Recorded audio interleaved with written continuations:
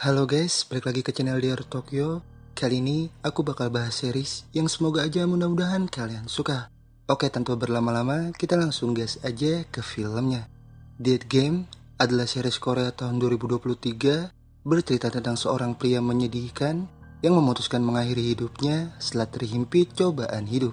Namun setelah mati, dirinya malah mendapat hukuman di mana ia harus melewati 12 kali kematian di kehidupan yang berbeda-beda. Cerita dimulai dengan seorang pria bernama Yije yang menangis setelah dibawa ke sebuah tempat menyeramkan. Yije histeris sekaligus bertanya mengapa ia harus ke sana padahal ia tidak melakukan kesalahan. Tapi seorang wanita muncul dan langsung menegaskan Yije bersalah karena Yije sudah berani mencarinya sebelum si wanita mencari Yije. Si wanita pun langsung menembak Yije hingga Yije langsung terjatuh sampai muncullah kisah hidupnya dulu. Nah, jadi 7 tahun yang lalu, Yije yang seorang mahasiswa bersiap untuk melakukan tes wawancara kerja di perusahaan bernama Tekang. Pacarnya Yije yang bernama Jisoo lalu menghubungi dan langsung memuji Yije yang menurutnya hebat karena Yije menjadi satu-satunya peserta seleksi terakhir yang belum lulus.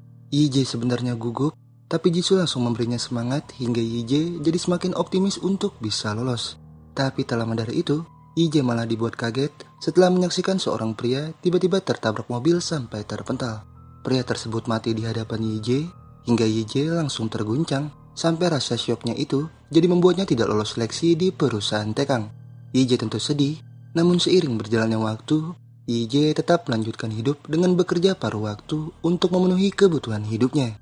Meski berat dan sedih kadang kian melanda, tapi Yije tetap terus menjalani semua itu dengan lapang dada demi memiliki kehidupan selayaknya setiap orang yang memiliki pekerjaan serta bisa menikah.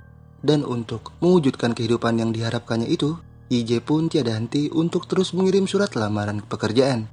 Meski Yije berkali-kali gagal dalam wawancara, tapi Yije tetap tidak menyerah.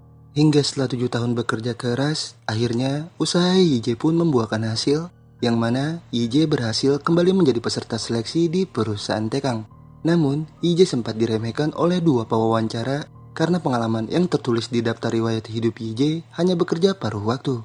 Yije pun jadi ingin menjelaskan, tapi CEO perusahaan Tekang yang bernama Tewo sudah tahu alasan Yije menulis pekerjaan paruh waktu di daftar riwayat hidup karena Yije ingin menunjukkan kerja kerasnya. Yije pun membenarkan dan ia juga ingin menjelaskan alasannya menjadi pekerja keras. Tapi Tewo sudah tahu yang membuat Yije menjadi pekerja keras karena Yije telah kehilangan ayahnya saat kecil. Tewo pun jadi kagum dengan Yije hingga Yije yang mendengar itu jadi cukup senang. Tapi kesenangan itu tidak berlangsung lama karena setelah itu Yije mendapat kabar bahwa uang yang Yije investasikan ke temannya ternyata dibawa kabur. Yije yang tidak terima jadi langsung mendatangi hunian temannya untuk mengambil uangnya kembali. Tapi si teman ternyata sudah kabur hingga Yije hanya bisa meluapkan emosinya dengan merusak pintu sambil menangis. Yije pun langsung dibawa ke kantor polisi akibat membuat kekacauan seperti orang gila. Tapi Yije mengaku seperti itu karena semua uangnya hilang dibawa kabur. Yije pun minta polisi menangkap penipu itu. Tapi polisi menegaskan, Yije tidak akan bisa menuntut investasi atas dasar penipuan. Yije awalnya berinvestasi demi keuntungan, jadi jika Yije tertipu, anggap saja itu kerugian. Yije jelas protes, tapi semua itu percuma karena memang begitulah hukum di Korea. Yije pun hanya bisa tertunduk lemas dan ia sangat sedih karena dulu Yije menginvestasikan uang itu agar ia bisa menikahi Jisoo. Namun impian itu sepertinya kini harus sirna karena sekarang Yije sudah tidak punya apa-apa. Yije pun pulang dengan keadaan hampa hingga setelah itu ia harus kembali merasakan kecewa saat melihat Jisoo baru saja diantar pulang oleh seorang pria dan pria itu juga memberi Jisoo bunga. Yije lalu menghampiri Jisoo membuat Jisoo jadi langsung menanyakan keberadaan Yije di sana. Yije pun mengaku ada keperluan dan setelah itu ingin pergi. Tapi Jisoo menahan dan langsung memberi Yije amplop untuk membantu kebutuhan Yije karena ia tahu Yije baru saja bolos kerja paruh waktu untuk tes wawancara. Tapi bukannya menerima, Yije malah berpikir Jisoo mendapatkan uang itu karena baru saja kencan buta dengan pacar barunya. Jisoo jelas langsung membantah, tapi Yije malah ingin membiarkan Jisoo pergi karena jika bersamanya Jisoo tidak akan bahagia. Yije merasa hanya menjadi beban bagi Jisoo, membuat Jisoo jadi minta Yije untuk lebih bekerja keras. Tapi Yije sudah sangat lelah dan muak karena kerja kerasnya selama ini tidak sedikit pun merubah keadaan. Yije sudah tidak mau menyulitkan Jisoo lagi hingga Yije jadi memutuskan mengakhiri hubungan demi kebaikan Jisoo ke depannya. Ije pun pergi dengan air mata yang berderai. Sampai saat tiba di hunian, ternyata Ije sudah diusir dari hunian karena menunggak sewa pembayaran. Ije pun jadi terpaksa menunggu pemilik sewa di luar sambil memindahkan barangnya. Tapi saat pagi tiba, Ije lagi-lagi harus menerima kenyataan paling pahit, di mana dirinya ternyata kembali gagal seleksi di perusahaan Tekang. Ije pun semakin hancur karena impiannya menuju jalan terang malah berakhir malang. Hingga akhirnya, Ije pun memilih ke rooftop untuk mengakhiri hidupnya. Ije sudah sangat frustasi dan ia langsung menyalahkan pria yang dulu mati tertabrak di hadapannya sebagai dalang yang membuat hidupnya hancur seperti sekarang. Hidup Ije penuh kesialan sejak saat itu, sampai akhirnya kini Ije memilih mengakhiri hidup karena menurutnya hanya kematian yang bisa mengakhiri penderitaannya. Ije sudah tidak takut mati hingga ia langsung menerjunkan diri meninggalkan surat wasiat serta ponsel yang mendapat panggilan dari sang ibu. Namun setelah itu, Ije tiba-tiba terbangun kembali di tubuh orang lain dan ia sudah berada di pesawat jet pribadi. Ije pun kebingungan, tapi seorang wanita yang sebelumnya menembak Ije muncul dan langsung membacakan surat wasiat yang ditinggalkan Ije, di mana di wasiat itu tertulis jika Ije tidak takut mati dan Ije menganggap hanya kematian yang bisa mengakhiri penderitaannya.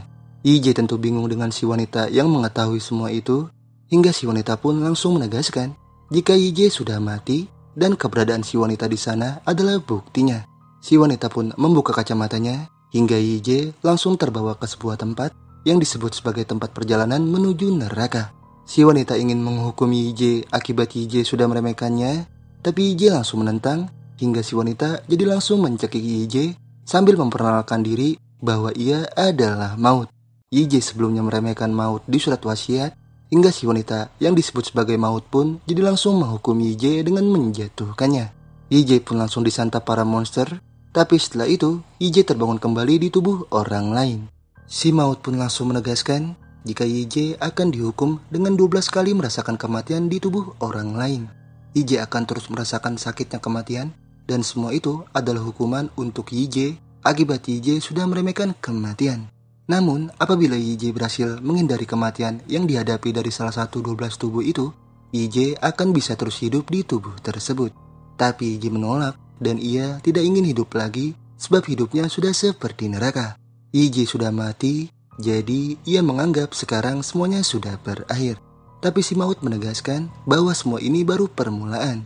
Ije telah meremehkan kematian di surat wasiatnya dan si Maut jadi ingin melihat sejauh mana Ije bisa mengendalikan kematian yang sudah Ije remehkan. Si Maut pun pergi hingga pesawat tiba-tiba mengalami turbulensi. Ije yang panik pun jadi langsung melindungi diri karena ia merasa pesawat akan jatuh. Tapi ternyata turbulensi itu tidak berlangsung lama. Ije pun jadi agak tenang hingga tak lama bola kristal tiba-tiba masuk ke kepalanya, yang mana ternyata bola kristal itu adalah sebuah ingatan milik orang yang tubuhnya kini digunakan Ije. Nah, orang itu bernama Jinte, berumur 33 tahun. Jinte ini adalah seorang anak kedua dari CEO perusahaan Tekang. Sejak kecil, Jinte sudah mulai persaingan dengan kakaknya, sehingga ketika dewasa, Jinte yang selalu lebih menonjol akhirnya berhasil diangkat menjadi CEO baru di perusahaan Tekang mengalahkan kakaknya. Nah, kakaknya Jinte ini ternyata Tewo yang sebelumnya mewawancarai Ije.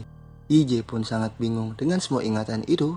Tapi akhirnya Ije senang karena sekarang dirinya menjadi CEO di perusahaan yang sebelumnya sangat ia idamkan. Ije pun akan memulai hidup baru menjadi Jinte. Namun naasnya pesawat tiba-tiba terbakar dan langsung mengalami ledakan. Ije pun mati terbakar dan setelah itu ia bangkit kembali dan bertemu si Maut. Ije lalu langsung bertanya untuk apa peluru-peluru di hadapan si Maut. Si Maut pun langsung menjelaskan peluru-peluru tersebut akan ia gunakan untuk menembak Ije. Jumlah peluru tersebut tersisa 11, dan jika si Maut menembakkannya ke Ije, artinya Ije akan hidup kembali di tubuh orang lain. Ije juga akan mendapatkan bola kristal, dan bola kristal itu akan memberi Ije ingatan serta kemampuan dari pemilik tubuh yang Ije gunakan. Tapi Ije protes karena ia merasa percuma memiliki kemampuan, tapi akhirnya ia tetap tidak bisa selamat. Ije merasa bingung mencari cara untuk bertahan, namun si Maut menegaskan jika Ije harus memikirkannya sendiri karena jika sampai Ije gagal, Ije akan berakhir di neraka. Ije jelas sangat takut, tapi si Maut langsung membawa Ije melihat neraka Hingga setelah itu, Yije langsung histeris kemudian bertanya mengapa dirinya harus ke sana padahal ia tidak melakukan kesalahan. Tapi si Maut menegaskan, Yije telah melakukan kesalahan karena Yije berani mencari Maut sebelum Maut mendatanginya. Yije pun jadi semakin histeris dan ia benar-benar tidak bisa menerima jika saat mati harus masuk neraka, padahal dulu saat hidup dunianya sudah seperti neraka. Si Maut pun menyuruh Yije untuk bertahan, tapi Yije merasa percuma karena akhirnya ia akan tetap masuk neraka. Namun si Maut menegaskan, jika Yije berbuat baik ketika hidup di tubuh orang lain, mungkin Yije bisa menghindari neraka. Si Maut yakin Yije pasti bisa bertahan, hingga setelah itu ia langsung menembak Yije sampai Yije terbangun kembali di tubuh pria yang sedang terjun dari ketinggian. Bola kristal lalu kembali masuk ke kepala Yije sampai muncul ingatan yang mana pria bernama Jesop itu ternyata penggemar olahraga ekstrim. Jesop berumur 38 tahun dan ia sudah menjalani kehidupan berbahaya saat muda, hingga hasilnya Jesop sudah berhasil memecahkan 4 rekor dunia. Dan sekarang Jesop ingin memecahkan rekor tantangan dunia lagi dengan terjun dari ketinggian 8.000 meter, lalu ia akan mendarat ke jaring yang sudah disiapkan.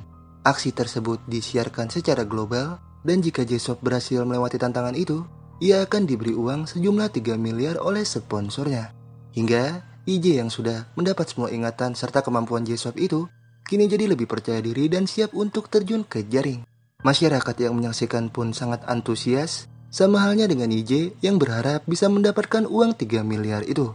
Namun naasnya, bukannya terjun ke jaring, Yije ternyata malah jatuh ke tanah.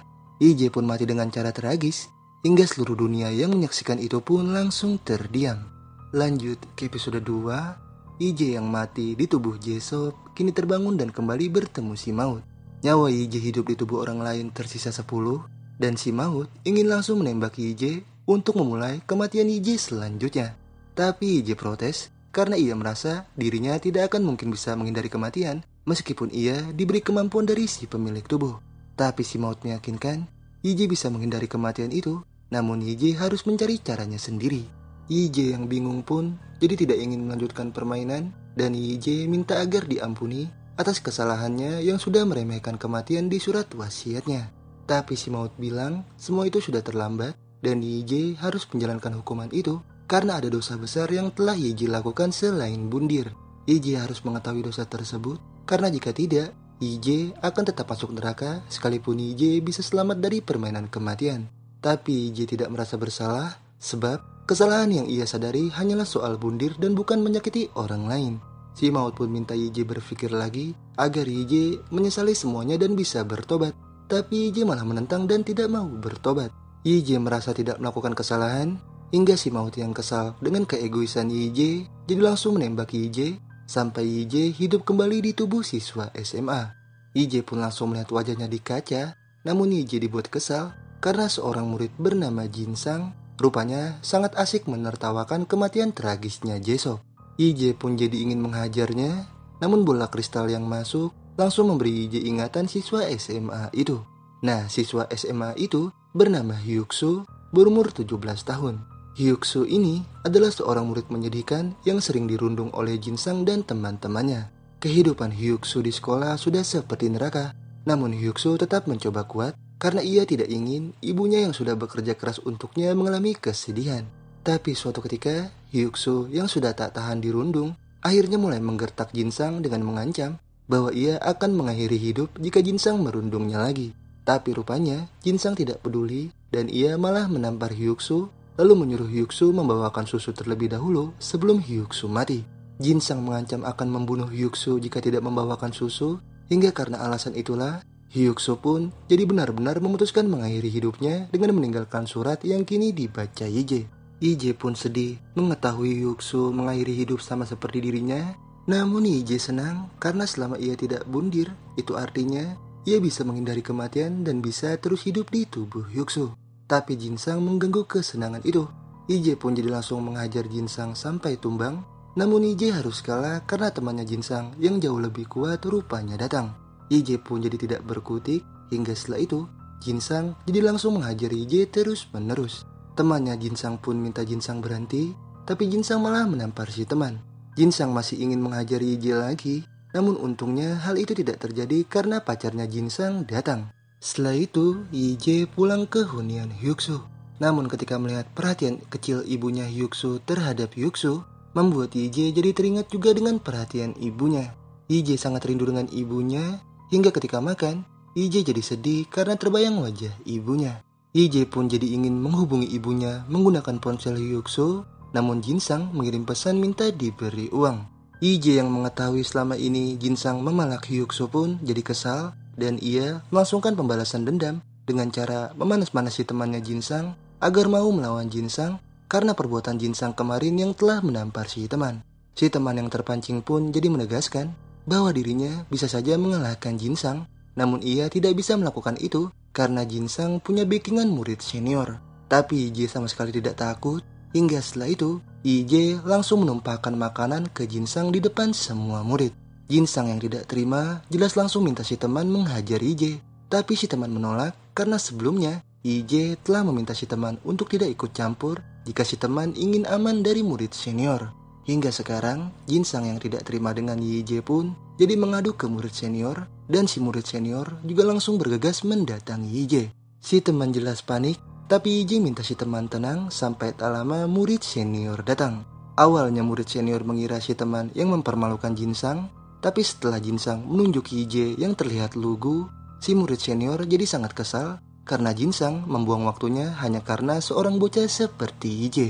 Murid senior yang merasa malu karena Jinsang tidak mampu melawan seorang bocah seperti Hyuksu, jadi memilih pergi dan ia tidak mau kenal dengan Jinsang lagi.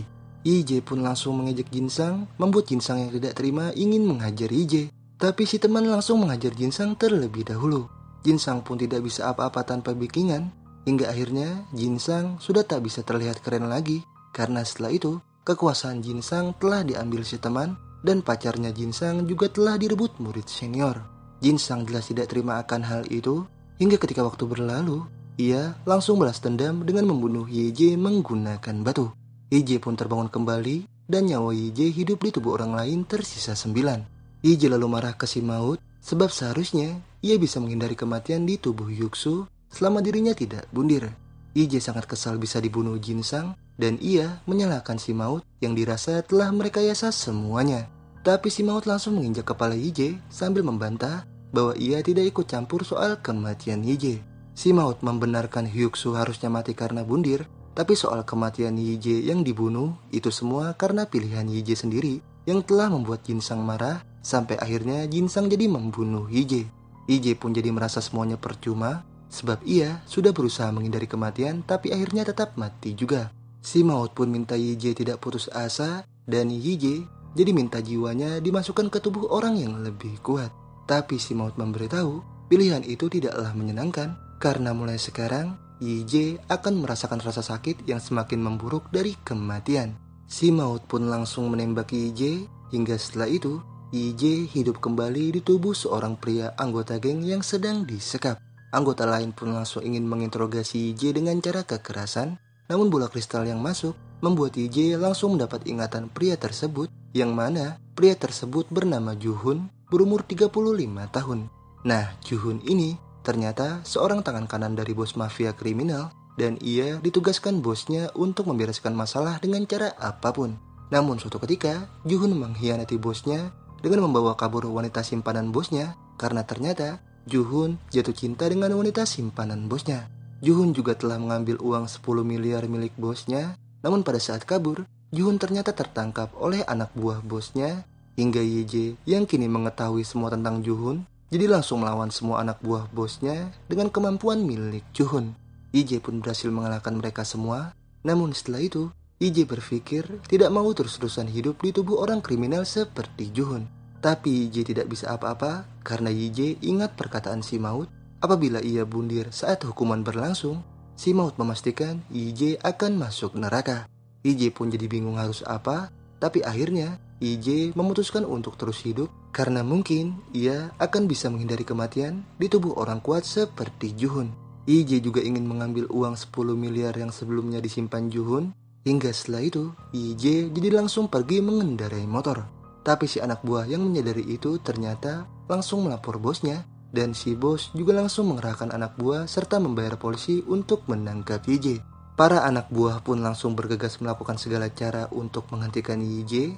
Tapi YJ yang mendapat kemampuan Juhun jelas bisa menghindari segala rintangan itu. Sampai akhirnya YJ berhasil lolos, meninggalkan para anak buah yang malah celaka. Lanjut ke episode 3, YJ yang masih terus dikejar oleh polisi dan anak buah bosnya masih berusaha menjauh dengan masuk ke mall. Tapi karena dikepung, YJ pun menghindar dengan menaiki lift. Namun sayangnya, para anak buah ternyata sudah menunggu di atap dan si bos jadi langsung menodongkan senjata lalu minta YJ menyerah. Tapi YJ memilih kabur dengan terjun ke kolam renang menggunakan motornya. Si bos pun tidak bisa lagi menjangkau keberadaan YJ. Hingga YJ yang berhasil lolos jadi sangat yakin bahwa ia akan bisa bertahan di tubuh kuat milik Juhun. Setelah itu, YJ menemui wanita yang disukai Juhun. Si wanita pun langsung memeluk YJ, membuat YJ jadi yakin si wanita pasti benar-benar tulus mencintai Juhun. YJ pun jadi langsung menunjukkan si wanita lokasi tempat ia menyimpan uang. Namun saat diberitahu, si wanita ternyata malah langsung menembak YJ. YJ pun jadi terbangun kembali. Dan nyawa YJ untuk hidup di tubuh orang lain kini tersisa 8. YJ jadi yakin alasan si wanita membunuhnya karena dendam kepada Juhun, karena mungkin Juhun pernah menyakiti keluarga si wanita.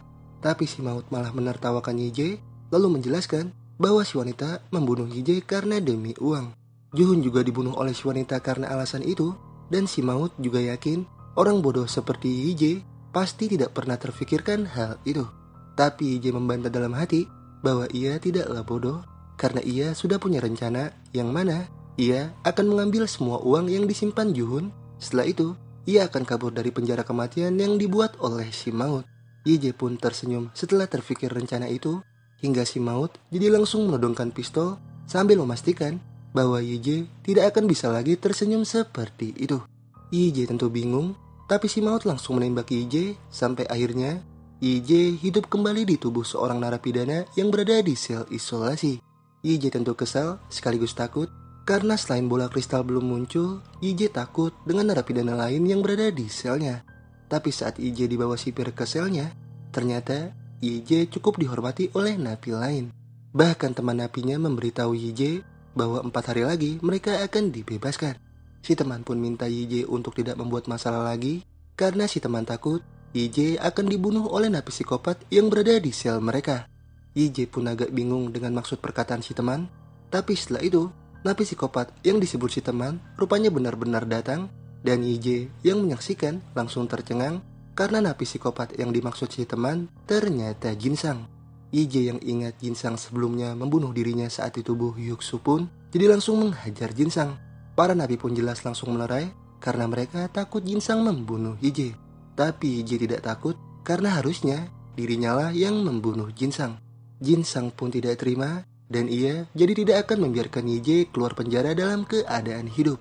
YJ jelas tidak takut, namun bola kristal kembali masuk membuat YJ langsung dapat ingatan bahwa pria yang tubuhnya kini YJ gunakan itu bernama Taesang, berumur 21 tahun. Taesang ini rupanya seorang petarung yang bercita-cita menjadi atlet MMA. Namun suatu ketika Taesang terpaksa mengubur mimpinya itu karena Taesang harus membantu melunasi hutang-hutang ibunya dengan cara menerima tawaran dari seorang pengacara.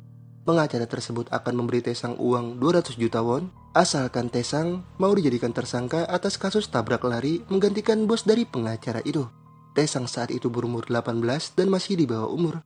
Jadi si pengacara yakin Taesang tidak akan dihukum lama karena Taesang hanya akan dikenakan masa percobaan.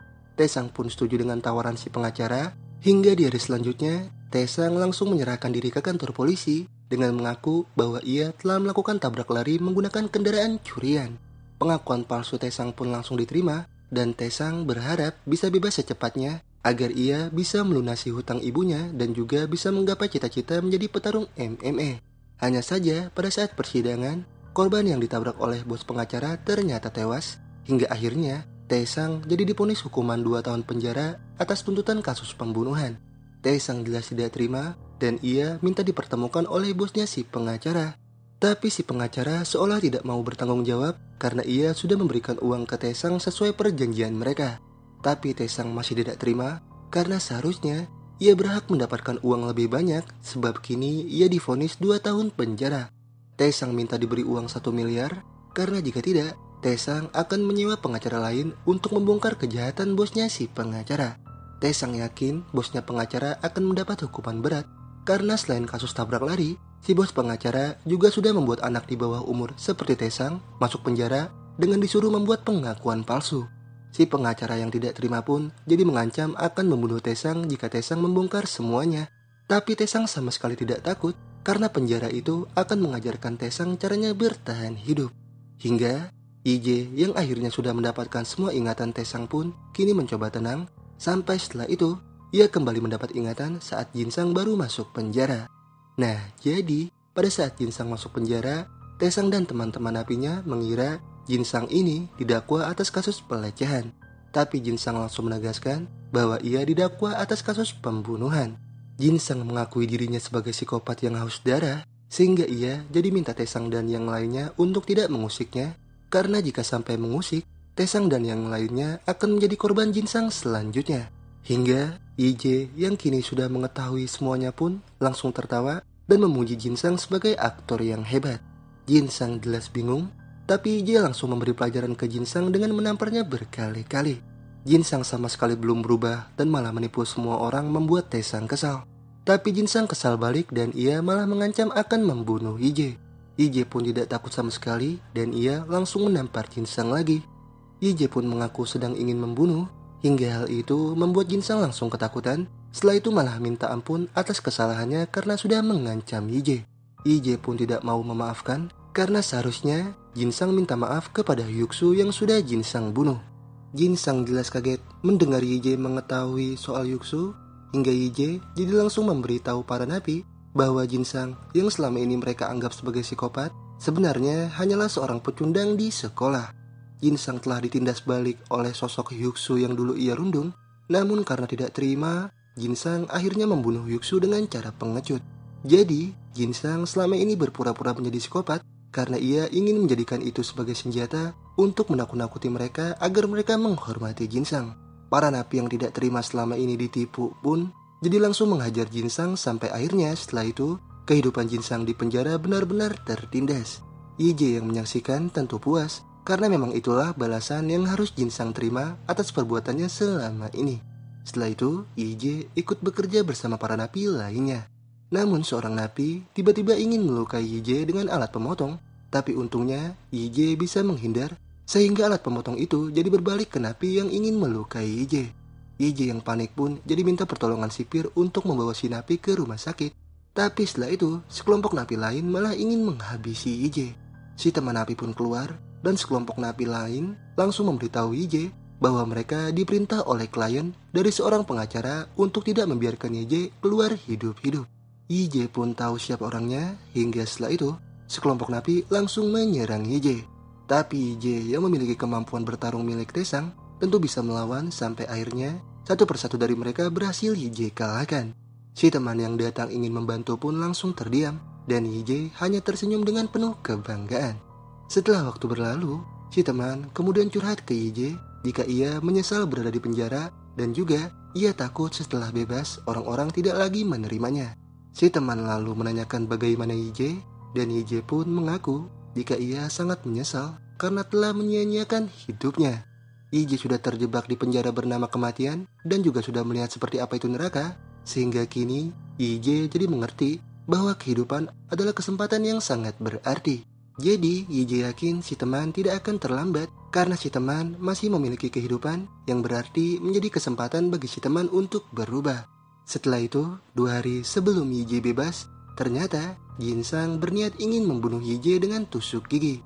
Tapi hal itu langsung disadari IJ hingga IJ makin tidak habis pikir dengan Jinsang yang masih tidak berubah. Jinsang pun tidak peduli lagi dengan kehidupannya dan ia menyalahkan IJ. Karena gara-gara IJ, Jinsang jadi semakin ditindas oleh napi lainnya. IJ yang kesal pun jadi ingin membunuh Jinsang. Tapi niat itu IJ urungkan karena ia ingat rencana awal di mana ia ingin secepatnya mengambil uang 10 miliar yang disimpan Yuhun. IJ pun jadi memilih menakut-nakuti Jinsang dengan mengungkit semua perbuatan Jinsang dulu terhadap Hyuksu dan temannya sendiri. Jinsang pun jadi takut dan IJ jadi mengaku bahwa ia bisa melihat serta bisa bicara dengan hantunya Hyuksu. Hyuksu ingin tahu apakah Jinsang menyesali semua perbuatannya terhadap Hyuksu. Tapi Jinsang tak sedikit pun menyesal dan ia malah menyalahkan Hyuksu yang dianggap telah menghancurkan hidupnya. Yije pun jadi menampar Jinsang lagi, kemudian makin menakut-nakuti Jinsang sampai Jinsang akhirnya ngompol. Dan singkatnya, hari pembebasan Yije akhirnya tiba. Namun sebelum pergi, Yije memberikan Jinsang susu, di mana susu itu ternyata susu yang dulu sering Jinsang minta dari Hyuksu. Jinsang pun langsung menjerit ketakutan, hingga Yije yang melihat Jinsang sebentar lagi akan gila jadi cukup lega, karena mungkin cara itu akan membuat Jinsang merasakan sakit dalam waktu yang lama, sampai akhirnya Jinsang benar-benar hancur sendiri. Setelah itu, Yije akhirnya bebas bersama teman napinya. Si teman napi dijemput pria berjas hitam, sementara Yije langsung ditemui si pengacara dan si pengacara langsung memberikan uang yang dulu Taesang minta. Tapi Yije yang kini hidup di tubuh Taesang menolak uang itu karena ia ingin bertaubat.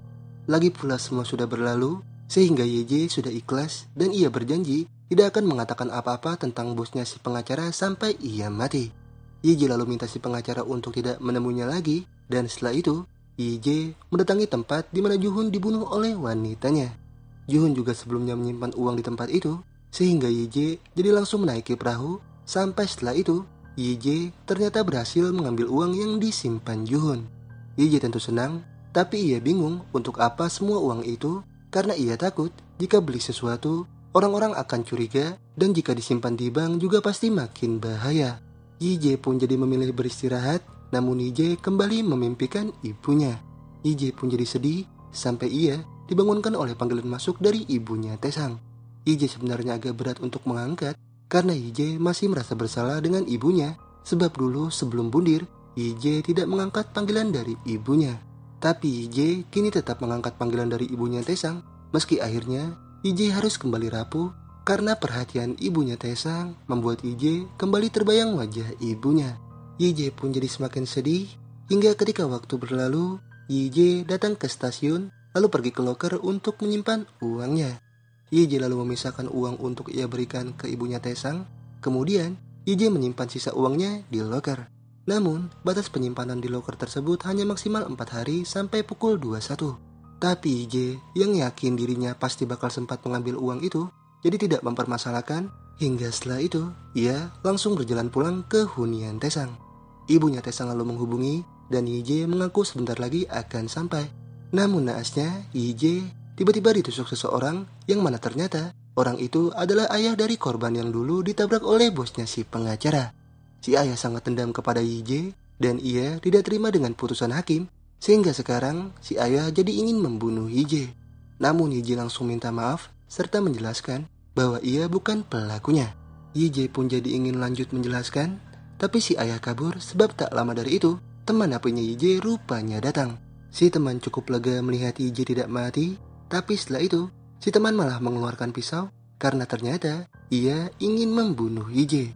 Yije tentu sangat tidak menyangka padahal mereka teman, tapi si teman menegaskan bahwa selama ini di penjara ia hanya menahan diri dari Yije. Si teman sebenarnya ingin menghabisi Yije sejak saat Yije bertarung dengan sekelompok napi, namun ia gagal sehingga ia jadi memilih menghabisi Yije sekarang demi mendapatkan uang. Yije pun minta si teman mengurungkan niatnya dan Yije berjanji akan membayar si teman. Tapi si teman tidak percaya, hingga setelah itu ia langsung menghabisi Yije. Yije pun tewas dengan meninggalkan panggilan dari ibunya Taesang. Hingga ketika terbangun kembali, Yije sangat sedih karena situasi kematian itu mengingatkan Yije akan ibunya. Nyawa Yije hidup di tubuh orang lain pun kini tersisa 7, dan si maut langsung memuji Yije karena Yije tidak pernah gagal dalam memenuhi harapannya. Yije pun merasa sedikit kesal karena andai saja si ayah korban tidak menusuknya lebih dulu, pasti Yije bisa menghindari kematian. Yije pun jadi menyesal karena harusnya ia mendatangi keluarga korban terlebih dahulu untuk minta maaf. Tapi si maut sudah menduga Yije pasti lupa karena Yije memang anak egois yang tidak pernah memikirkan kesedihan orang lain. Si maut menganggap Yije bodoh, tapi Yije yang masih memikirkan uang 10 miliar memilih tidak menanggapi dan ia malah minta si maut untuk menembaknya lagi. Si maut pun merasa aneh dengan Yije yang terburu-buru, tapi akhirnya ia langsung menembak Yije sambil memberikan senyum. IJ pun hidup kembali di tubuh orang lain. Namun kali itu, IJ tidak bisa bergerak dan tidak bisa berbicara karena IJ ternyata hidup di tubuh bayi. IJ pun jadi tahu maksud senyuman si maut sebelumnya, sehingga sekarang ia yang kesal jadi hanya bisa menangis sebab sekarang ia tidak bisa mengambil uang 10 miliarnya karena perbuatan si maut. Lanjut ke episode 4, IJ yang hidup di tubuh bayi kini terus menangisi uang 10 miliarnya sampai membuat si isi KP terganggu.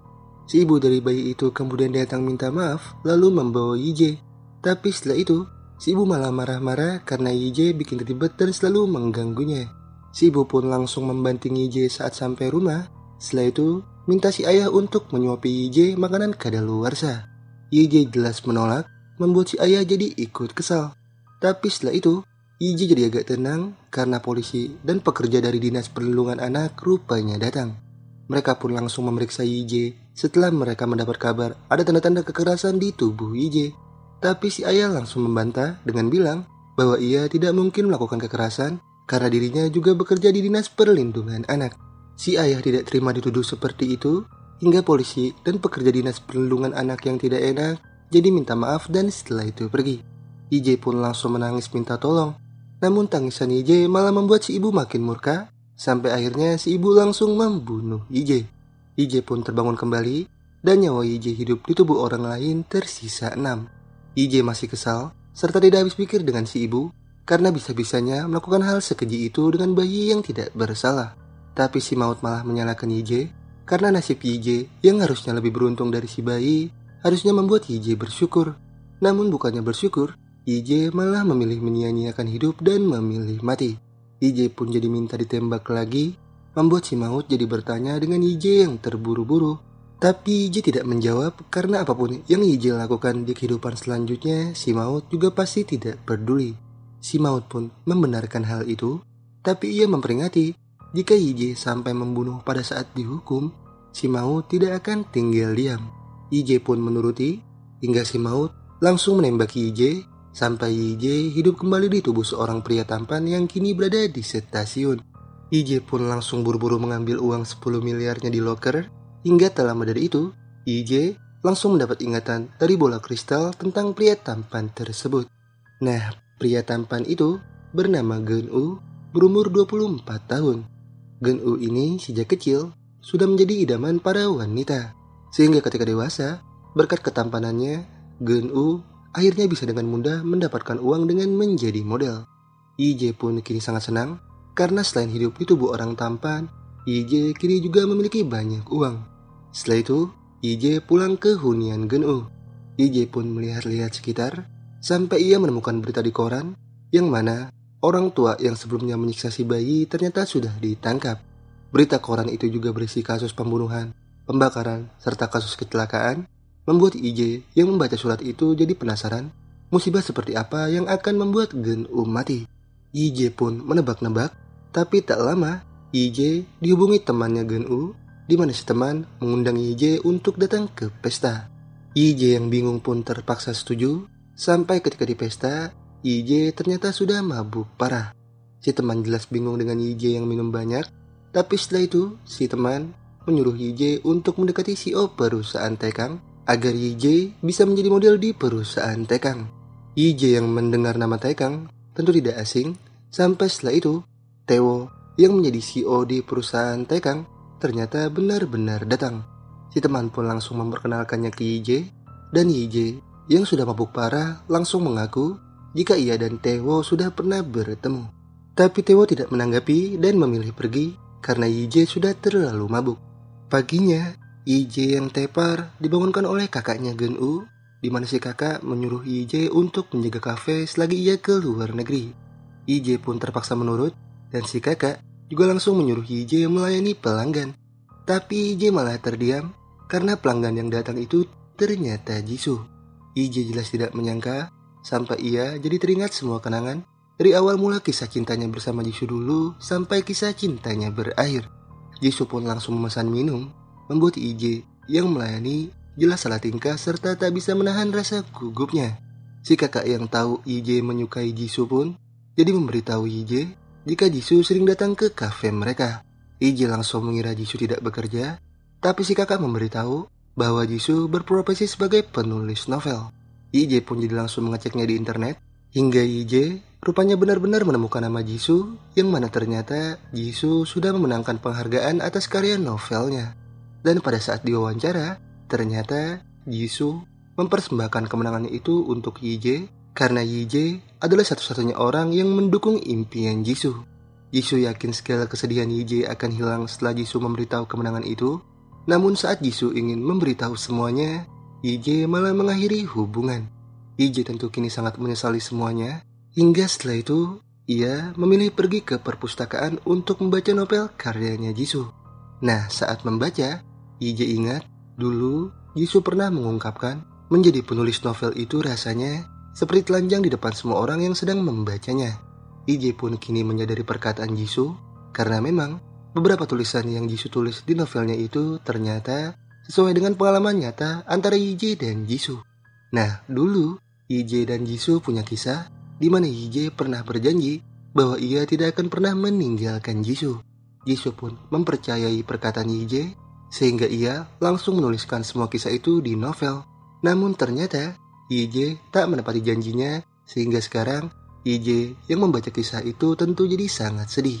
Yije lalu kembali mengingat momen bersama Jisoo, di mana dulu ia pernah diam-diam membelikan pulpen sebagai hadiah untuk Jisoo agar Jisoo semakin bersemangat mengejar cita-citanya menjadi penulis. Namun sayangnya, Yije belum sempat memberikan pulpen itu karena cobaan hidup yang terus menimpa Yije membuat Yije memilih mengakhiri hidup. Yije pun kini hanya bisa memandang Jisoo tanpa bisa apa-apa, sampai kemudian Yije melihat Jisoo didatangi seorang pria yang dulu mengantar Jisoo. Dan ternyata pria tersebut adalah kakaknya Jisoo.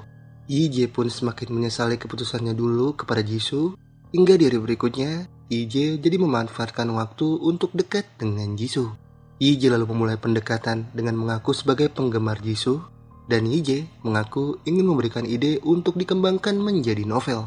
Jisoo pun jadi ingin tahu apa idenya, hingga Yije jadi langsung menceritakan tentang kisah seorang pria yang mati yang harus merasakan serangkaian permainan kematian yang dibuat oleh si maut. Yije menceritakan pengalamannya itu seolah cerita fiksi, dan ia juga mengecualikan kisah dirinya dengan Jisoo di cerita itu. Tapi Yije yang terlalu mendalami cerita membuat Jisoo merasa cerita itu seperti realistis, seolah Yije benar-benar sedang mengalaminya. Yije pun membenarkan, namun hanya di dalam hati. Jisoo lalu menyimpulkan cerita Yije bahwa karakter yang disebut maut benar-benar kejam. Yije pun langsung membenarkan itu dengan sangat menghayati, membuat Jisoo jadi tersenyum. Yije tentu langsung salah tingkah, tapi Jisoo mengaku suka dengan cerita Yije. Cerita Yije terdengar realistis, hingga Jisoo jadi ingin tahu nama karakter dari sosok pria yang mati. Yije terdiam mendengar pertanyaan itu, tapi setelah itu, ia mengaku belum memikirkan nama. Yije lalu minta tanda tangan Jisoo, dan Jisoo yang bersedia langsung mengeluarkan pulpen yang dulu belum sempat Yije berikan ke Jisoo. Yije tentu kaget melihat pulpen itu ada di tangan Jisoo, dan Jisoo pun jadi memberitahu bahwa pulpen itu adalah pemberian dari ibunya seseorang yang Jisoo cintai. Hingga setelah berjalannya waktu, Yije terus menunggu Jisoo dan terus ngobrol dengan menceritakan kisah kematian yang dialaminya.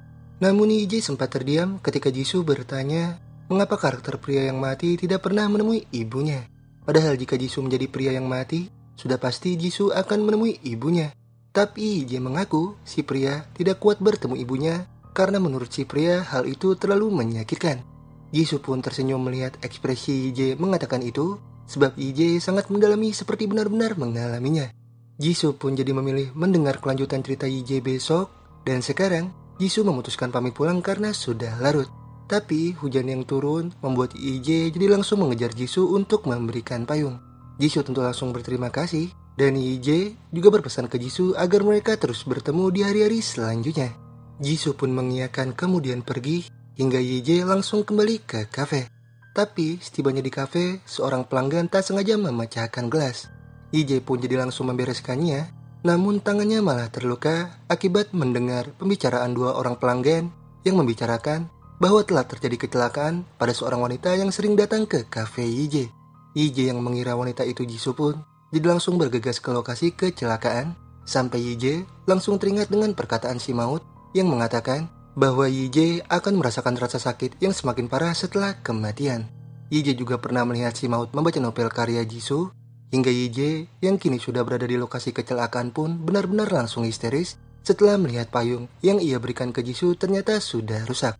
Yije pun jadi berusaha masuk ke TKP untuk melihat keadaan Jisoo, tapi setelah itu Yije terdiam karena Jisoo ternyata masih baik-baik saja. Jisoo pun langsung mengobati luka di tangan Yije dan ia berharap Yije baik-baik saja. Jisoo sebenarnya agak kaget melihat Yije histeris dan Yije mengaku dirinya bisa histeris seperti tadi karena ia mengira wanita yang kecelakaan adalah wanita yang ia kenal. Jisoo pun memahami apa yang Yije rasakan karena dulu Jisoo juga merasakan hal yang sama saat ia kehilangan orang yang ia cintai. Yije tentu berharap Jisoo segera membaik, namun Jisoo mengaku dirinya belum baik-baik saja sampai detik ini. Jisoo pun memutuskan pulang dan Yije minta Jisoo tidak lupa untuk bertemu besok. Tapi Jisoo tidak bisa menemui Yije karena jika ia terus mendengar cerita Yije, Jisoo jadi teringat akan seseorang dan ia jadi sangat merindukannya. Hingga di hari berikutnya, Jisoo memilih mendatangi rumah abunya Yije karena ia sangat merindukan Yije. Jisoo sangat merasa bersalah karena andai saja Jisoo bisa menahan Yije di malam itu, mungkin Yije tidak akan memutuskan mengakhiri hidup. Jisoo pun meminta maaf atas semuanya, hingga Yije yang menyaksikan kesedihan Jisoo dari kejauhan tentu jadi ikut sedih. Dan setelah Jisoo pergi, Yije mendekat ke lemari abunya sendiri. Namun, Yije dibuat kaget karena rupanya ibunya datang. Yije pun jadi menjauh, lalu memperhatikan si ibu, yang tak lama dari itu menangis karena si ibu masih menyimpan kesedihan atas kepergian Yije. Yije yang tak kuat mendengarnya pun jadi memilih keluar hingga setelah itu menangis karena merasa bersalah. Nah, untuk meringankan rasa bersalah terhadap si ibu, Yije pun jadi memutuskan diam-diam memberi si ibu uang yang Yije akui di surat uang tersebut berasal dari hasil keuntungan kripto. Namun, setelah menaruh uangnya di rumah, Yije yang tak kuat melihat fotonya bersama si ibu jadi langsung bergegas pergi. Yije menjauh sampai malam, hingga saat berhenti di pinggir jalan, Yije harus mati setelah tertimpa papan iklan. Tapi ternyata kejadian tersebut hanyalah mimpinya Yije. Yije pun sedikit tenang, sampai ketika waktu berlalu, Yije yang bertemu Jisoo dan sudah bercerita banyak, jadi memutuskan mengantar Jisoo pulang. Mereka jalan berdua, sampai momen itu akhirnya membuat Yije sadar bahwa berjalan berdua dengan Jisoo sudah cukup membuat Yije bahagia. Kebahagiaan itu juga harusnya sudah cukup membuat Yije bisa bertahan hidup. Namun sayang, Yije tak menyadari itu dari awal, sehingga kini Yije hanya bisa menyesal dan jadi enggan mati karena ia takut tidak bisa bertemu Jisoo lagi. Jisoo lalu bertanya ke Yije, apakah cerita tentang pria yang terus mengalami kematian akan bisa berakhir bahagia? Tapi Yije tidak bisa menjawab pertanyaan itu. Jisoo pun jadi berharap si pria bisa berakhir bahagia karena Jisoo kasihan dengan si pria. Si pria memilih mati karena hidupnya menderita. Bahkan saat hidup di tubuh orang lain, si pria harus terus mengalami ketakutan. Jisoo merasa tidak tega dengan si pria karena sekalipun si pria hidup, rasanya percuma. Sebab si pria tidak bisa menjadi dirinya sendiri. Karena menurut Jisoo, orang paling bahagia adalah orang yang bisa menjadi dirinya sendiri. Yije pun langsung terdiam mendengar perkataan Jisoo, hingga akhirnya Yije jadi memutuskan jujur menceritakan semuanya karena ia berpikir hari itu akan menjadi hari terakhir dirinya hidup. Yije yang hidup di tubuh Gen-u pun langsung memulai ceritanya dengan mengungkit kisah cintanya dulu bersama sosok wanita yang ia temui 7 tahun yang lalu. Selama Yije bersama wanita itu, Yije sedih karena ia tidak pernah bisa menunjukkan sisi terbaiknya. Yije merasa hanya menjadi beban bagi wanita itu, namun si wanita tetap tulus menerima Yije. Bahkan dengan bangganya, ia memperkenalkan Yije di hadapan semua orang. Yije juga menceritakan segala hal tentang wanita itu, dan ia sangat berharap si wanita baik-baik saja. Yije merasa bodoh telah menyia-nyiakan wanita itu, hingga kini ia langsung menyampaikan permintaan maaf kepada si wanita, dan ia berharap si wanita bisa melupakan orang bodoh seperti dirinya.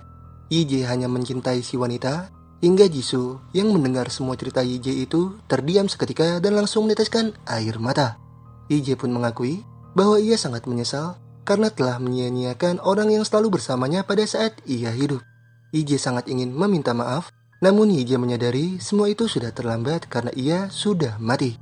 Jisoo jelas tidak percaya akan hal itu, hingga Yije jadi langsung memberitahu bahwa cerita tentang seorang pria yang terus mengalami kematian itu sebenarnya adalah dirinya. Yije minta Jisoo percaya meski hal tersebut terdengar gila, karena Yije kini benar-benar sedang mengalaminya dan ia sudah melewati 7 kematian.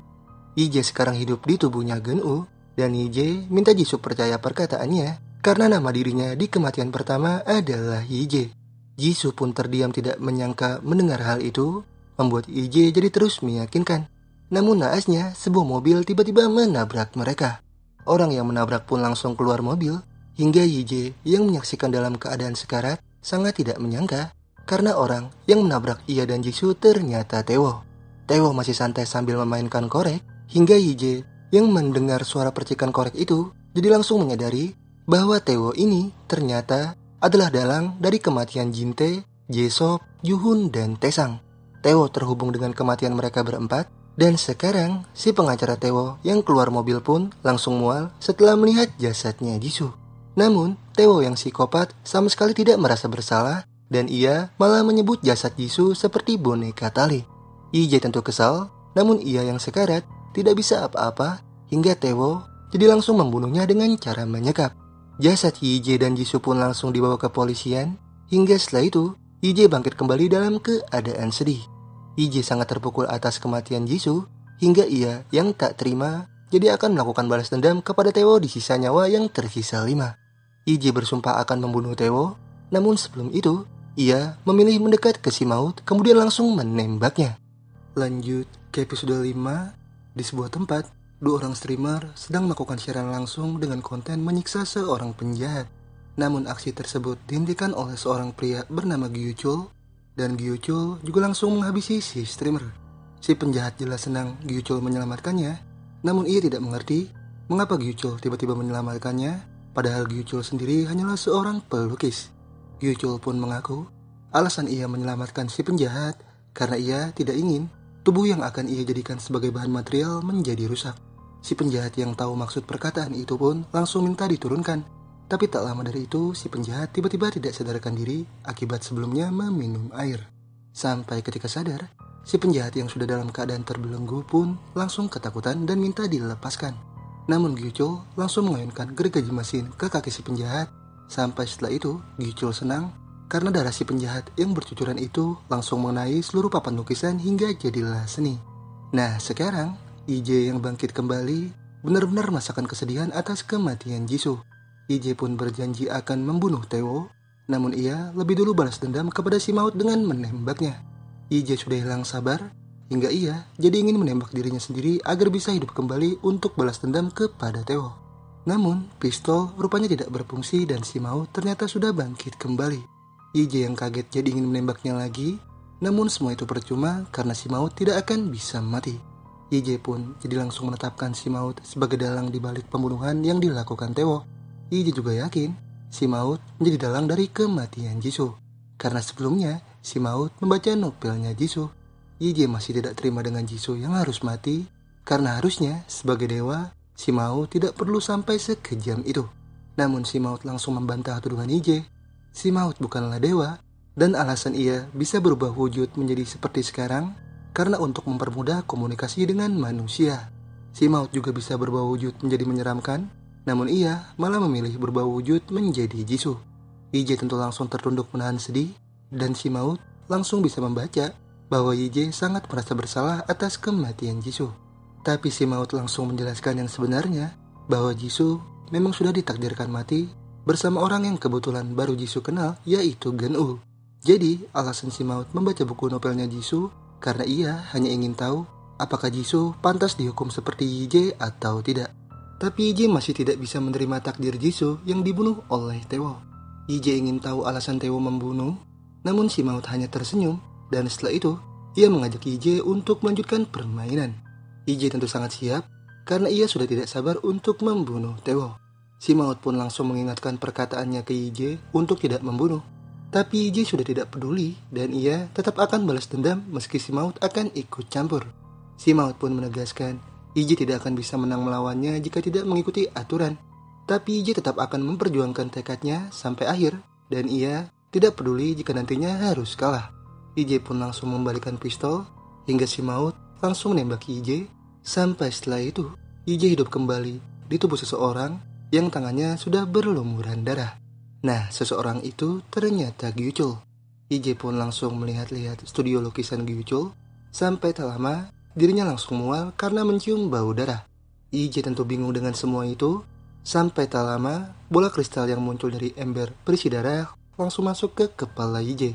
Ije pun langsung mendapat ingatan tentang Gyuchul yang berumur 34 tahun. Nah, Gyuchul ini terlahir dari keluarga biasa dan sejak kecil Gyuchul sudah memiliki bakat melukis yang istimewa. Namun sayang saat dewasa, dunia tidak memandang bakatnya Gyuchul. Gyuchul jelas sedih hingga suatu ketika Gyuchul yang sedang berjalan tiba-tiba dikagetkan oleh wanita yang mati karena bundir. Namun bukannya syok, Gyuchul malah menemukan inspirasi dari wanita itu dengan langsung melukis jasad wanita itu. Lukisan itu pun langsung terjual mahal, hingga akhirnya setelah itu, Gyuchul yang semakin serius dengan seninya pun memilih menjadi psikopat dengan rela membunuh 15 orang hanya demi mendapatkan darah untuk dijadikan sebagai lukisan. Pembunuhan berantai yang dilakukan Gyuchul tentu meresahkan semua orang. Namun di samping itu, kegilaan Gyuchul ternyata bisa membuat dirinya sukses.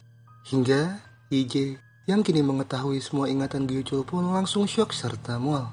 Ije tidak habis pikir dengan perbuatan iblisnya Gyuchul. Namun Ije yang melihat boneka tali, tiba-tiba jadi teringat perkataan Taewo terhadap jasadnya Jisoo. Ije pun semakin dendam kepada Taewo, hingga ia jadi memutuskan akan menggunakan tubuh iblisnya Gyuchul untuk membunuh iblis seperti Taewo. Setelah itu, Ije mendatangi TKP kematian dirinya bersama Jisoo.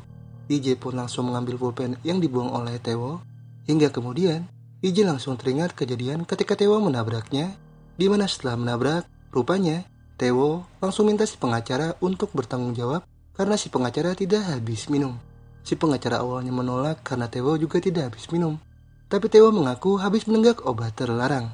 Taewo pun langsung menjanjikan akan memberi bayaran serta jabatan ke si pengacara, hingga si pengacara yang tertarik pun jadi langsung membuang memori kamera dashboard mobil. Setelah itu, ia pergi menyerahkan diri ke kantor polisi. Taewo juga langsung membuang pulpen Jisoo, hingga sekarang Ije yang makin dendam pun langsung mendatangi kantor perusahaan Taekang dengan membawa pisau. Ije pun langsung minta dipertemukan oleh Taewo, tapi resepsionis bilang Taewo tidak ada karena Taewo rupanya sudah diperintah ayahnya untuk menghadiri seminar. Nah, seminar itu rupanya berisi tentang penelitian bahwa ternyata 100 orang yang menjadi CEO di perusahaan Amerika rata-rata memiliki sifat psikopat. Dan sekarang perusahaan Taekang jadi langsung menganalisa Taewo karena mereka ingin tahu Taewo memiliki sifat psikopat atau tidak. Mereka pun langsung menguji Taewo dengan minta Taewo menjawab pilihan ekspresi wajah. Psikopat biasanya tidak bisa membedakan ekspresi wajah, tapi Taewo yang menyadari adanya kamera jadi langsung menjawab pilihan dengan benar, hingga akhirnya Taewo jadi tidak dicap sebagai psikopat. Sementara Yije yang sedang melihat berita tentang Taewo tiba-tiba mimisan dan langsung pingsan. Yije pun langsung ke dokter, hingga setelah diperiksa, Yije rupanya mengalami tumor otak dan batas waktu Yije hidup juga hanya tinggal sebulan. Yije pun langsung bergegas memanfaatkan sisa waktu hidupnya untuk mencari tempat tinggal Taewo. Tapi tak lama, pegawainya Gyuchul tiba-tiba menghubungi dan memberitahu Yije bahwa Taewo ternyata datang ke galeri mereka untuk membeli lukisan. Yije pun langsung menemui Taewo, hingga setelah itu, Taewo langsung minta Yije memberikan pandangan ke lukisan yang ia minati. Yije sebenarnya sangat kesal dengan Taewo, namun ia masih bisa bersikap profesional dengan langsung menjelaskan bahwa lukisan tersebut dibuat menggunakan darah dari 5 orang dan garis-garis lukisan tersebut juga menggambarkan bahwa kematian orang itu terhubung di tangan dewa. Taewo pun langsung paham dewa yang Yije maksud itu adalah Yije sendiri, dan Yije pun juga sudah menduga Taewo pasti memahami karyanya karena mereka punya kemiripan. Taewo tentu ingin tahu kemiripan seperti apa, hingga Yije langsung menjelaskan bahwa mereka mirip karena mereka sama-sama orang gila yang menganggap diri mereka sebagai dewa. Taewo tentu masih tidak mengerti maksudnya, hingga Yije jadi langsung mengakui bahwa ia adalah pembunuh sama seperti Taewo. Keadaan tentu jadi tegang, namun itu tidak berlangsung lama karena Yije mengaku hanya bercanda. Taewo jelas kesal, tapi Yije langsung minta maaf. Sampai saat keadaan tenang, Yije langsung bersiap dengan pisaunya.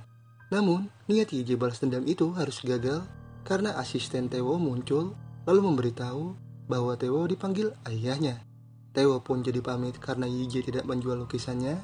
Namun, Yije langsung minta alamat hunian Taewo karena ia yang akan mengantar sendiri lukisan itu, dan juga ia akan mengajak Taewo ke studionya karena ia akan membuat karya untuk Taewoo. Taewoo pun dengan senang hati menantikan undangan itu, hingga Yije yang sudah tidak sabar pun jadi bersumpah dalam hati bahwa ia akan membunuh Taewoo dengan cara yang paling menyakitkan. Setelah itu, Taewoo datang ke gereja untuk memenuhi panggilan ayahnya, di mana si ayah sedang mengadakan acara peringatan kematian Jin-tae. Taewoo pun jadi langsung teringat obrolannya dulu dengan Jin-tae, di mana Jin-tae ternyata mengetahui perbuatan jahat Taewoo saat kecil terhadap bayi pembantu mereka. Jin-tae tahu saat itu Taewoo hampir membunuh si bayi, dan setelah kejadian itu, Taewoo juga sering meminum obat karena Taewoo tidak kuat mendengar suara tangisan bayi. Jin-tae tentu bertanya mengapa Taewoo separah itu, tapi Taewoo malah kesal karena Jin-tae berani membuka aibnya. Jin-tae pun jadi menganggap Taewoo seperti orang yang tidak punya tekad, tapi Taewoo langsung membantah karena jika ia tidak punya tekad, sudah pasti ia akan menyingkirkan Jin-tae dari dulu sebab Jin-tae adalah saingannya. Alasan Taewoo terus menenggak obat juga bukan karena mendengar suara bayi, melainkan untuk menghilangkan suara yang selalu menyuruhnya untuk membunuh. Jin-tae pun langsung terdiam mendengar itu, hingga sekarang Taewoo jadi memilih pergi karena merasa panas mendengar si ayah masih mengungkit soal Jin-tae. Taewoo sangat kesal dengan si ayah. Sampai tak lama, Taewoo langsung mendapat kabar dari asistennya bahwa ternyata yang mengadakan seminar analisa psikopat untuk Taewoo sebelumnya rupanya si ayah. Taewoo yang makin kesal pun jadi langsung menenggak obatnya, hingga setelah haid, Taewoo langsung kebut-kebutan dengan mobilnya. Namun, aksi kebut-kebutan Taewoo itu tidak berlangsung lama karena seorang detektif junior yang mengetahui Taewoo sedang teler langsung menilangnya. Detektif senior yang bernama Detektif An pun minta detektif junior untuk melepaskan Taewoo, tapi detektif junior menolak dan tetap ingin menilang Taewoo. Taewoo pun jadi langsung menghubungi komisaris polisi, lalu mengadukan si detektif junior, hingga komisaris polisi pun jadi langsung menyuruh detektif junior untuk membiarkan Taewoo dan minta maaf. Detektif junior yang takut kehilangan pekerjaannya pun terpaksa menuruti perintah dan langsung minta maaf ke Taewoo. Tapi Taewoo tidak mau memaafkan, dan ia malah menampar detektif junior seenaknya. Detektif An yang ingin membela pun tidak bisa apa-apa, hingga setelah puas mengajar, Taewoo langsung melempar uang, kemudian memuji detektif An karena detektif An mau tunduk seperti penjilat. Taewoo pun lanjut pergi, sampai ketika tiba di huniannya, Yije ternyata sudah ada di sana. Taewoo tentu langsung menanyakan keperluan Yije datang ke huniannya, tapi Yije tidak menjawab dan malah langsung bersikap tidak sopan. Taewoo pun jadi langsung menghajarnya, tapi Yije langsung meludahi Taewoo dan menghajarnya balik. Taewoo yang tidak terima pun langsung mengambil senjata, hingga setelah itu ia langsung menembak Yije. Yije pun terkapar, namun saat Taewoo mendekat, Yije rupanya masih baik-baik saja karena ternyata ia memakai rompi anti peluru. Yije pun langsung membalikan keadaan, hingga setelah itu ia langsung membawa Taewoo yang sudah dalam keadaan terikat ke studionya. Taewoo jelas takut dan Yije jadi langsung memberitahu bahwa ia akan menyiksa Taewoo di studionya dengan cara yang paling menyakitkan sampai Taewoo mati.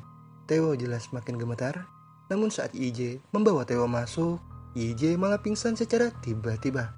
Taewoo yang menyaksikan tentu bingung, namun ia langsung memanfaatkan kesempatan itu untuk menyandera Yije. Yije pun jadi tidak bisa apa-apa, hingga Taewoo jadi langsung mengungkapkan rasa kagumnya terhadap Yije karena ternyata Yije benar-benar punya taman bermain yang dijadikan tempat untuk membunuh. Yije juga sebelumnya bercerita pernah membunuh 15 orang di studio itu, hingga Taewoo pun juga jadi langsung menceritakan pembunuhan pertamanya, yang mana ternyata Taewoo ini melakukan pembunuhan pertamanya dengan menabrak sosok pria yang sebelumnya mati di hadapan Yije. Taewoo sebenarnya tak sengaja menabrak si pria, dan si pria yang sekarat itu tentu memohon pertolongan. Namun bukannya menolong, Taewoo ini malah senang karena si pria memohon pertolongan padanya seolah-olah Taewoo seperti dewa. Taewoo merasa bergetar melihat si pria sekarat, hingga akhirnya setelah itu, Taewoo yang merasa menjadi dewa jadi terus melakukan pembunuhan. Namun, rasanya tidak seperti pertama kali. Rasa gemetar Taewoo dalam membunuh hilang, tapi sekarang rasa itu muncul kembali karena sebelumnya pengakuan Yije membunuh 15 orang telah memancing hasratnya. Yije pun tidak habis pikir dengan kegilaan Taewoo, dan Taewoo langsung menegaskan bahwa Yije tidak akan bisa menang melawannya karena Yije akan mati. Taewoo pun langsung mengayunkan gergaji mesin sambil minta Yije minta ampun padanya, tapi Yije malah meludahi wajah Taewoo, hingga Taewoo yang makin kesal pun jadi langsung memotong Yije dengan gergaji mesin sampai mati. Yije pun langsung bangkit kembali dalam keadaan merinding, dan nyawanya hidup di tubuh orang lain kini tersisa 4. Si Maut pun yakin cara matinya YJ itu adalah cara yang menyakitkan karena selain dicincang, YJ juga dibakar. Tapi menurut si Maut, hal itu lebih baik karena jika YJ tadi sampai membunuh Tewo, si Maut akan langsung melempar YJ ke neraka. Tapi YJ yang mendengar itu malah tertawa karena ternyata YJ ini sengaja membiarkan dirinya mati dan ia juga sudah merekam aksi Tewo membunuhnya karena ia akan menggunakan rekaman itu di kehidupan selanjutnya untuk balas dendam kepada Tewo. Lanjut ke episode 6, Tewo yang puas memotong tubuh YJ langsung membanggakan diri. Tewo merasa menang, tapi YJ sudah menerima karena memang ia sudah menduga bahwa dirinya akan berakhir tragis. YJ pun langsung membahas soal bayi pembantu yang dulu hampir Tewo bunuh, membuat Tewo langsung kebingungan dengan YJ yang mengetahui hal itu. YJ pun langsung mengaku bahwa ia tahu semuanya dari ingatan Jinte. Namun Tewo yang mendengar itu malah tertawa. YJ pun menghembuskan napas terakhirnya, dan Tewo yang masih ingin melakukan aksi psikopatnya ternyata terekam kamera. Hingga setelah itu, YJ pun langsung kembali terbangun dalam keadaan tertawa. Si Maut pun sadar YJ sengaja mati, dan YJ jadi langsung minta melanjutkan permainan karena ia akan membuat Tewo membayar semua perbuatannya di kehidupan selanjutnya.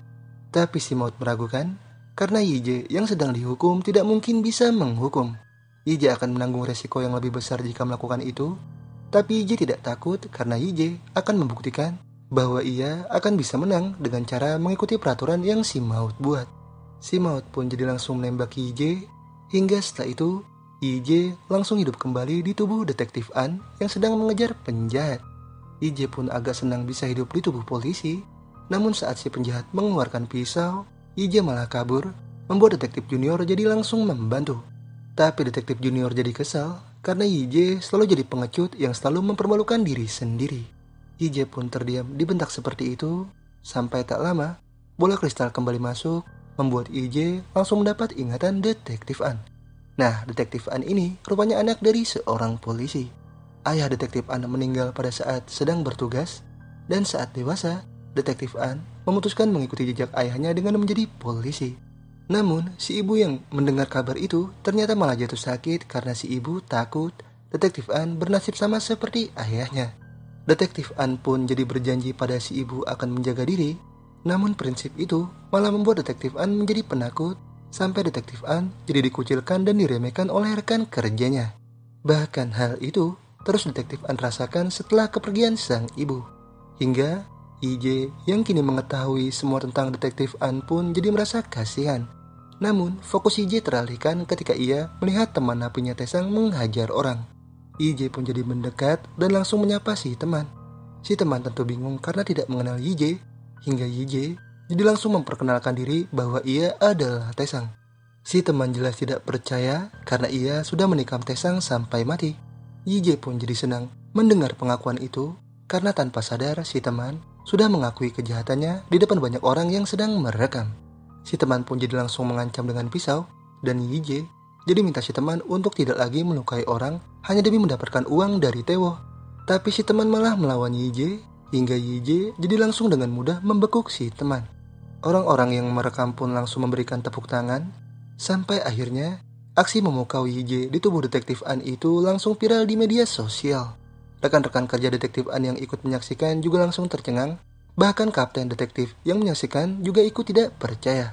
Kapten pun jadi langsung menghubungi detektif junior, dan detektif junior langsung bilang bahwa ia sedang menuju rumah pembunuh berantai karena sekarang YJ yang hidup di tubuh detektif An ingin membuat Tewo membayar semua perbuatannya. Sementara Tewo kini ia melamun karena masih membayangkan kenikmatan membunuh YJ. Tewo sangat bergetar mengingat aksi psikopatnya itu, hingga ia jadi berniat melakukan aksi gilanya lagi kepada asisten wanitanya dengan berpura-pura mengajak si asisten makan. Sementara YJ dan detektif junior kini sudah berada di studionya Gyuchul. Detektif junior sebenarnya ragu menyelidiki karena mereka masuk tanpa izin dan belum mendapat surat perintah. Tapi YJ minta detektif junior tenang hingga kemudian ia langsung masuk ke ruangan CCTV untuk mengambil pulpen Jisoo, dan ia juga memutar rekaman video pada saat Gyuchul membunuh. Detektif junior yang menyaksikan pun jadi memanggil tim forensik. Sementara YJ langsung menyalin video aksi pembunuhan Tewo kemudian menghapusnya. Detektif junior yang sempat melihat itu jelas merasa aneh. Tapi setelah itu, YJ langsung menyuruh tim forensik untuk menyemprot semua lukisan Gyuchul karena Gyuchul menggunakan darah sebagai cat untuk melukis. Kapten sebenarnya merasa ragu dengan YJ, namun setelah lampu dimatikan, si kapten dan yang lainnya tercengang karena bukti darah yang YJ katakan ternyata benar-benar muncul di studio Gyuchul. Namun setelah itu, si kapten masih merasa janggal dengan sikap detektif An yang berubah menjadi berani. Si kapten yang curiga orang di hadapannya itu bukanlah detektif An, membuat YJ jadi takut ketahuan. Tapi rupanya si kapten tidak mempermasalahkan hal itu, dan ia malah senang karena detektif An yang dulu ia kenal penakut, kini sudah berani mengungkapkan kasus. Nah, beberapa saat kemudian, Taewoo yang lewat di depan studionya Gyuchul langsung dihentikan oleh YJ. Taewoo jelas bingung, hingga YJ jadi langsung memperkenalkan diri sebagai detektif An yang sebelumnya Taewoo rendahkan. Taewoo yang ingat siapa detektif An pun jadi langsung bertanya mengapa ia dihentikan. YJ pun jadi langsung menjelaskan bahwa telah terjadi pembunuhan di studio itu. Jadi, ia harus melakukan pemeriksaan ke setiap orang yang lewat karena ada pepatah yang mengatakan bahwa biasanya pembunuh akan selalu kembali ke TKP. Taewoo yang merasa tersindir pun langsung menanyakan apa maksud YJ mengatakan hal itu kepadanya. Tapi YJ mengaku hanya ingin memperingati Taewoo agar Taewoo tidak dituduh sebagai pelaku. YJ lalu langsung menanyakan nama asistennya Taewoo, membuat si asisten agak bingung. Tapi YJ mengaku dirinya perlu nama karena ia takut si asisten menghilang. Sebab rata-rata orang yang terlihat biasa saja dari luar biasanya memiliki sifat iblis di dalam. Orang itu bisa saja membunuh, hingga Taewoo yang tertampar dengan sindiran itu pun jadi bergegas pergi dan langsung menurunkan si asisten di pinggir jalan. Taewoo sangat kesal dengan YJ, tapi YJ kini sudah dianggap pahlawan oleh masyarakat karena ia berhasil mengungkap kasus Gyuchul dan menangkap teman napinya Taesang. Hingga di hari berikutnya, Taewoo yang melihat berita soal YJ pun jadi langsung menghubungi bosnya Juhun lalu menanyakan soal mayatnya Gyuchul. Si bos pun mengaku sudah membakarnya dan Taewoo jadi langsung menyuruh bosnya Juhun untuk mengurus YJ. Sementara YJ sendiri kini menemui reporter televisi dan langsung memberikan flashdisk yang berisi rekaman aksi psikopatnya Taewoo. Si reporter pun janji akan menyiarkan rekaman itu di televisi hingga YJ jadi langsung berterima kasih. Setelah itu, di kantor polisi, komisaris polisi memuji kinerja kapten dan yang lainnya karena sudah mengungkapkan kasus. Komisaris berjanji akan memberikan promosi jika kasus terselesaikan dengan baik, hingga kapten yang mendengar itu jadi sangat senang dengan YJ. Tapi setelah itu, detektif junior langsung mengajak YJ bicara berdua untuk menanyakan perbuatan YJ sebelumnya yang menyalin dan menghapus rekaman video di studio Gyuchul. Detektif junior ingin tahu isi video tersebut, dan YJ jadi langsung jujur jika video itu berisi pelaku pembunuh Gyuchul. YJ sengaja menghapus video itu karena jika video itu sampai ke tangan atasan polisi, video itu pasti tidak akan disiarkan karena pelaku yang membunuh Gyuchul adalah Taewoo. Maka dari itu, YJ memilih cara lain dan ia memastikan akan mengadili Taewoo. Detektif junior tentu agak ragu, namun setelah itu ia merasa kasihan setelah melihat ibunya YJ ternyata datang kembali ke kantor polisi. YJ yang kaget pun jadi menanyakan alasan si ibu datang, dan detektif junior langsung menjelaskan bahwa si ibu diselidiki karena kasus tas uang yang sebelumnya YJ letakkan di rumah si ibu pada saat YJ hidup di tubuh Geun-woo. Karena YJ akhirnya mati di tubuh Geun-woo, membuat si ibu kini jadi dimintai keterangan. YJ yang menyaksikan dari jauh tentu sangat sedih dan merasa bersalah karena telah membuat ibunya mendapat masalah di saat dirinya sudah mati. Hingga setelah usai dimintai keterangan, YJ jadi langsung keceplosan memanggil si ibu. YJ jadi minta maaf, tapi si ibu mengaku senang dengan dipanggil ibu. YJ pun langsung mengikat tali sepatu si ibu yang terlepas, dan si ibu langsung memberitahu bahwa sepatu itu adalah hadiah pemberian YJ. Si ibu merasakan kehadiran YJ jika memakai sepatu itu, hingga YJ yang mengingat momen jadi berusaha menahan sedih, lalu menguatkan si ibu serta mendoakan si ibu. Si ibu pun berterima kasih, dan YJ langsung menanyakan si ibu mengapa si ibu melaporkan tas uang itu dan bukan menyimpannya. Si ibu pun mengaku tidak bisa menerima uang itu karena ia menganggap uang itu hukuman dari langit seolah untuk membayar nyawanya YJ. Si ibu tidak menginginkan uang itu karena sebanyak apapun jumlahnya, itu semua tidak akan bisa menggantikan YJ. Si ibu lalu pamit pergi, membuat YJ jadi semakin sedih. Sampai di hari berikutnya, YJ pun diam-diam mengantar makanan untuk si ibu. IJ pun pergi setelah si ibu mengambil makanan itu. Namun anak buahnya Juhun tiba-tiba muncul dan langsung menusuk IJ. Di sisi lain, Theo yang masuk ke ruangan kerja ayahnya menemukan bukti berkas yang menunjukkan bahwa Theo telah membunuh Gun-woo dan Jisoo. Si ayah kemudian datang dan Theo sangat tidak terima dengan si ayah yang mengorek aibnya. Tapi si ayah mengaku hanya ingin memastikan dan akhirnya dugaannya selama ini benar bahwa selain Theo dulu sering membunuh hewan, rupanya sekarang Theo juga membunuh manusia. Theo pun langsung bertanya, apakah alasan itu membuat si ayah dulu sengaja mengirimnya ke luar negeri? Tapi si ayah tidak menjawab. Theo pun jadi mengungkit bahwa dulu ia sering membaca cerita tentang keluarga bangsawan.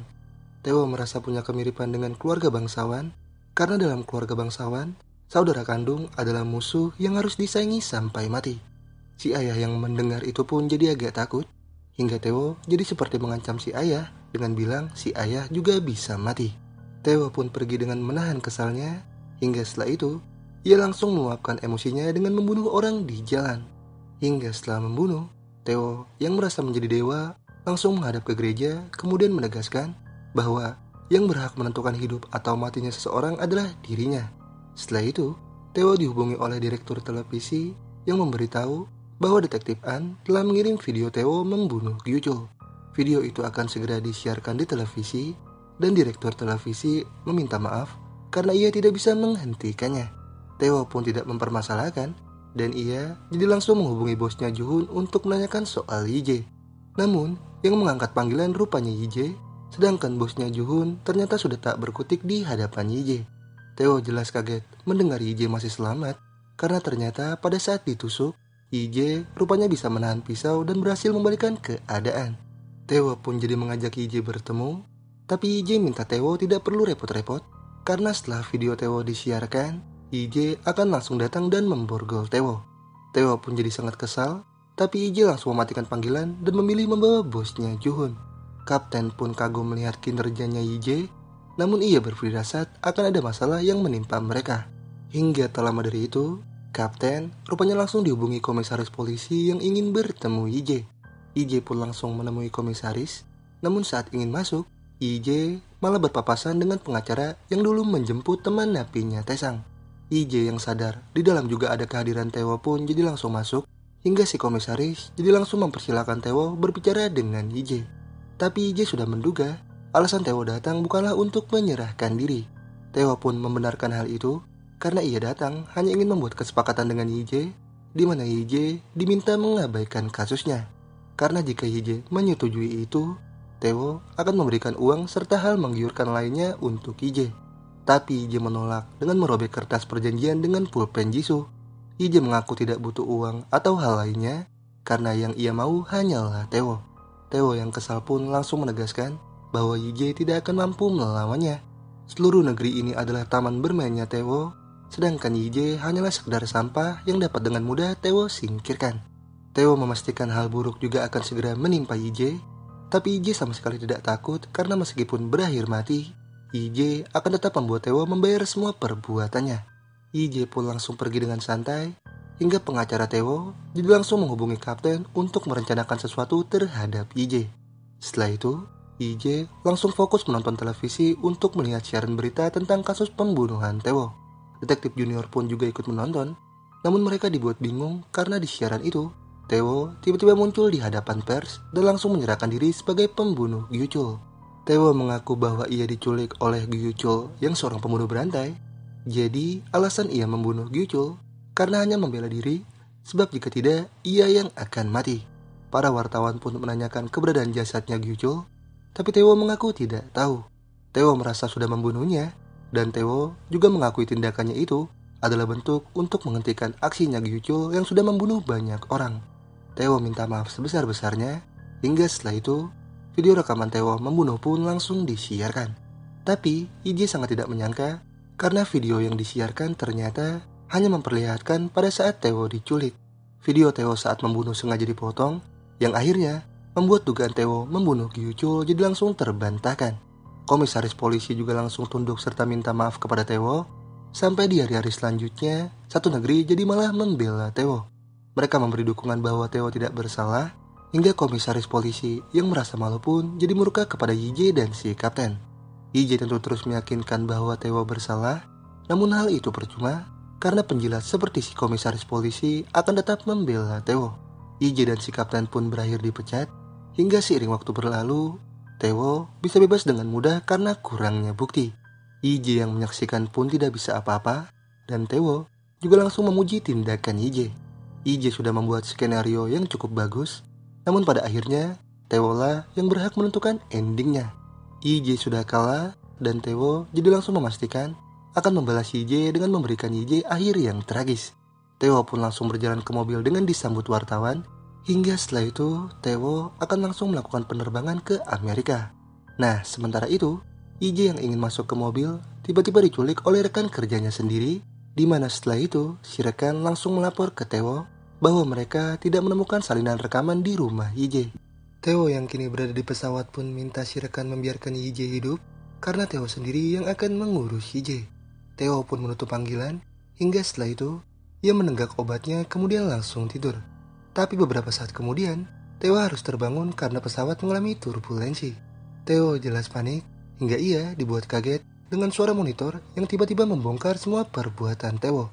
Suara di monitor itu menyebut bahwa selain membunuh Gyuchul, Taewoo juga telah membunuh Jin-tae, Jae-suk, Tae-sang, Geun-woo, Jisoo, dan Suyeon.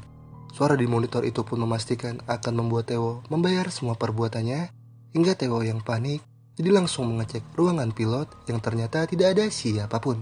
Suara di monitor pun menegaskan semakin detail bahwa Taewoo telah membunuh Jin-tae lalu menyamarkan kematiannya seolah kecelakaan. Dan untuk menutupi semuanya, Taewoo juga sengaja mengalihkan perhatian pers dan publik dengan menyuruh Jae-suk terjun dari ketinggian 8.000 meter. Jae-suk jelas menuruti aksi gila itu karena Taewoo memberikan hadiah uang 3 miliar won yang membuat Jae-suk jelas tidak bisa menolak. Hingga sekarang, suara di monitor ingin membuat Taewoo merasakan apa yang dialami Jin-tae dan Jae-suk dengan menyuruh Taewoo terjun dari pesawat yang akan meledak dalam 30 detik. Taewoo sebelumnya menyuruh Jae-suk terjun tanpa parasut, tapi sekarang suara di monitor memberi Taewoo kesempatan di mana ia sudah menyiapkan parasut yang harus Taewoo cari untuk terjun. Waktu 30 detik pun dimulai dan pesawat juga sudah mulai terbakar. Taewoo pun langsung mencari parasut itu di setiap sudut. Namun sialnya saat menemukan parasut, Taewoo harus terpental keluar karena pesawat mengalami ledakan. Taewoo jatuh bersamaan dengan bagian-bagian pesawat yang terbakar. Namun akhirnya Taewoo berhasil turun dengan selamat menggunakan parasut. Taewoo tentu merasa lega, tapi setelah itu Taewoo langsung ditabrak mobil yang mana ternyata dikemudikan oleh YJ. Taewoo pun sangat tidak menyangka dengan YJ yang bisa berada di sana, hingga YJ jadi langsung mengungkit semua rencananya. Nah, jadi pada saat Taewoo menyerahkan diri, sebenarnya YJ sudah menduga akan hal itu. YJ yang menyadari dunia tidak akan mengadili Taewoo, jadi langsung menggunakan kemampuan ingatannya untuk mengadili Taewoo. Nah, YJ memulai rencananya itu dengan menggunakan ingatan Ju-hoon. YJ mengambil cakram keras yang berisi bukti kejahatan Taewoo di tempat bosnya Ju-hoon. Setelah itu, YJ juga menukar obat terlarang Taewoo dengan obat tidur menggunakan ingatan Jin-tae. Nah, jadi YJ bisa melakukan rencana itu karena sebenarnya ia tidak diculik. Si rekan kerja sebelumnya mengaku ke Taewoo telah menculik YJ karena ia dipaksa mengatakan itu sebab dirinya ditodong pistol oleh detektif junior yang juga sudah bekerja sama dengan YJ. Hingga pada saat Taewoo tertidur, YJ yang kembali menggunakan ingatan Ju-hoon langsung memasang bom di pesawat dan membuat pesawat lepas landas. Hingga setelah selesai, YJ pun langsung menggunakan ingatan Jae-suk untuk menyebar semua bukti video kejahatan Taewoo. Dua komisaris polisi yang terlibat menutupi kejahatan Taewoo pun langsung ditangkap. Hingga saat itulah YJ yang menggunakan ingatan Jae-suk langsung terjun. Setelah itu, ia langsung mengemudikan mobil dengan ingatan Tae-sang untuk menabrak Taewoo. Taewoo pun tidak lagi bisa berkutik, hingga YJ yang menggunakan ingatan Geun-woo langsung menyumpal pernapasan Taewoo, sama seperti cara Taewoo dulu membunuh Geun-woo. Taewoo jelas tidak bisa apa-apa, dan YJ jadi bertanya bagaimana perasaan Taewoo sekarang. Taewoo yang menganggap dirinya dewa kini tak bisa apa-apa, hingga YJ yang semakin murka mengingat Taewoo sudah membunuh Jisoo, jadi semakin mencengkram wajah Taewoo dengan penuh amarah. Si maut yang turun dari langit pun tidak lagi YJ pedulikan, karena YJ tetap ingin membunuh Taewoo. YJ ingin mengajak Taewoo ke neraka bersama, namun tiba-tiba pulpen Jisoo malah terjatuh. YJ pun jadi melemah, Hingga ia jadi langsung teringat perkataan Jisoo di mana Jisoo mengharapkan akhir kisah Hije bisa berakhir bahagia. Hije pun jadi memilih pergi, namun di kesempatan itu dimanfaatkan Taewoo untuk membalas. Tapi sayang, hal itu gagal karena parasut yang terbang membuat Taewoo yang malah jadi dihantam mobil truk. Lanjut ke episode 7. Setelah hari berlalu, IJ mendatangi pengacara Taewoo yang sebelumnya menyerahkan diri. IJ pun merasa sangat kasihan dan si pengacara jadi tidak menjelaskan apa-apa karena menurutnya tidak ada orang yang percaya padanya. Tapi IJ mengaku percaya pada si pengacara karena ia tahu si pengacara rela dipenjara karena menggantikan Taewoo. IJ mengetahui semua itu dan sebagai bukti, IJ pun langsung menunjukkan kartu memori dashboard mobil yang sebelumnya dibuang oleh si pengacara. IJ tahu kartu memori tersebut bisa digunakan sebagai bukti bahwa si pengacara tidak bersalah, hingga si pengacara yang mendengar itu jadi cukup lega. Tapi setelah itu, IJ malah menghancurkan memori tersebut dengan menggigitnya, membuat satu-satunya bukti yang bisa membebaskan si pengacara kini sudah tak lagi ada. Si pengacara yang sangat kesal pun jadi langsung menghakimi IJ karena sebagai detektif, IJ harusnya tidak melakukan itu. Si pengacara minta IJ harusnya taat hukum sebagai detektif, tapi IJ tidak peduli. Karena dulu si pengacara juga tidak peduli soal hukum ketika Taesang mencari keadilan. Si pengacara dulu lebih memikirkan diri sendiri, hingga sekarang IJ ingin si pengacara menerima ganjaran atas perbuatannya dulu, sampai si pengacara menderita hingga akhirnya mati. Si pengacara tentu histeris, tapi IJ yang sudah tidak peduli memilih pergi. Nah, di sisi lain, petinggi kepolisian yang sudah memiliki bukti kejahatan Taewoo akhirnya mengumumkan di hadapan pers bahwa mereka akan segera menangkap Taewoo. Ayahnya Taewoo pun langsung mengundurkan diri dari perusahaan Taekang, sementara Taewoo sendiri kini sudah dalam keadaan setengah koma dengan kaki yang sudah diamputasi. IJ yang melihat keadaan Taewoo tentu cukup senang, karena Taewoo yang hobi membunuh akhirnya kini telah menerima ganjaran yang sangat memprihatinkan. Setelah itu, IJ langsung mendatangi tempat abunya Jisoo. IJ langsung meneteskan air mata karena ia sadar Jisoo sebelumnya sudah menahan dirinya untuk tidak membunuh Taewoo. IJ pun langsung meletakkan pulpen Jisoo di sana, hingga seiring berjalannya waktu, IJ terus melanjutkan hidup di tubuh detektif An sambil menunggu waktunya mati. IJ yang seolah sudah menjadi detektif An, jadi terus melalui harinya dengan terus menangkap penjahat bersama detektif junior. Nah, suatu ketika, detektif junior yang terluka karena melindungi IJ langsung dibawa ke rumah sakit. Istri dan anak detektif junior yang khawatir tentu sedih. Namun, IJ berusaha menenangkan anak detektif junior dengan berjanji bahwa ia akan menjaga detektif junior agar tidak terluka lagi. Si anak pun senang, hingga setelah itu si anak yang berkumpul kembali bersama keluarganya jadi sangat ceria. Mereka terlihat sangat harmonis, sampai hal itu membuat IJ terharu karena andai saja ia tidak mati, mungkin ia akan bisa punya keluarga seperti detektif junior. Hingga seiring berjalannya waktu, IJ dan detektif junior kembali melakukan tugas dengan mengejar bandar obat terlarang. Namun, si bandar yang rupanya punya pistol langsung menembak IJ dan detektif junior. Detektif junior yang terluka jelas kesakitan, hingga IJ yang ingat janjinya pada anak detektif junior, jadi langsung mengorbankan diri melawan si bandar, sampai akhirnya ia jatuh bersama si bandar dan akhirnya mati. Nyawa IJ hidup kembali pun kini tersisa 3, hingga setelah IJ bangkit kembali, si maut langsung kesal karena IJ bundir lagi. IJ jelas membantah dengan beralasan dirinya bundir karena untuk menyelamatkan nyawa detektif junior. IJ mengaku mengorbankan diri untuk detektif junior, tapi si maut malah tertawa dan bertanya siapa IJ yang bisa-bisanya sangat percaya diri dalam mengatakan hal itu. IJ jelas tidak mengerti apa maksudnya, tapi si maut langsung menembak IJ, sampai setelah itu IJ hidup kembali di tubuh seorang gelandangan. IJ pun tidak mempermasalahkan, hingga kemudian IJ yang melihat berita kematian detektif An jadi ingin datang karena ia menganggap itu acara pemakaman dirinya sendiri.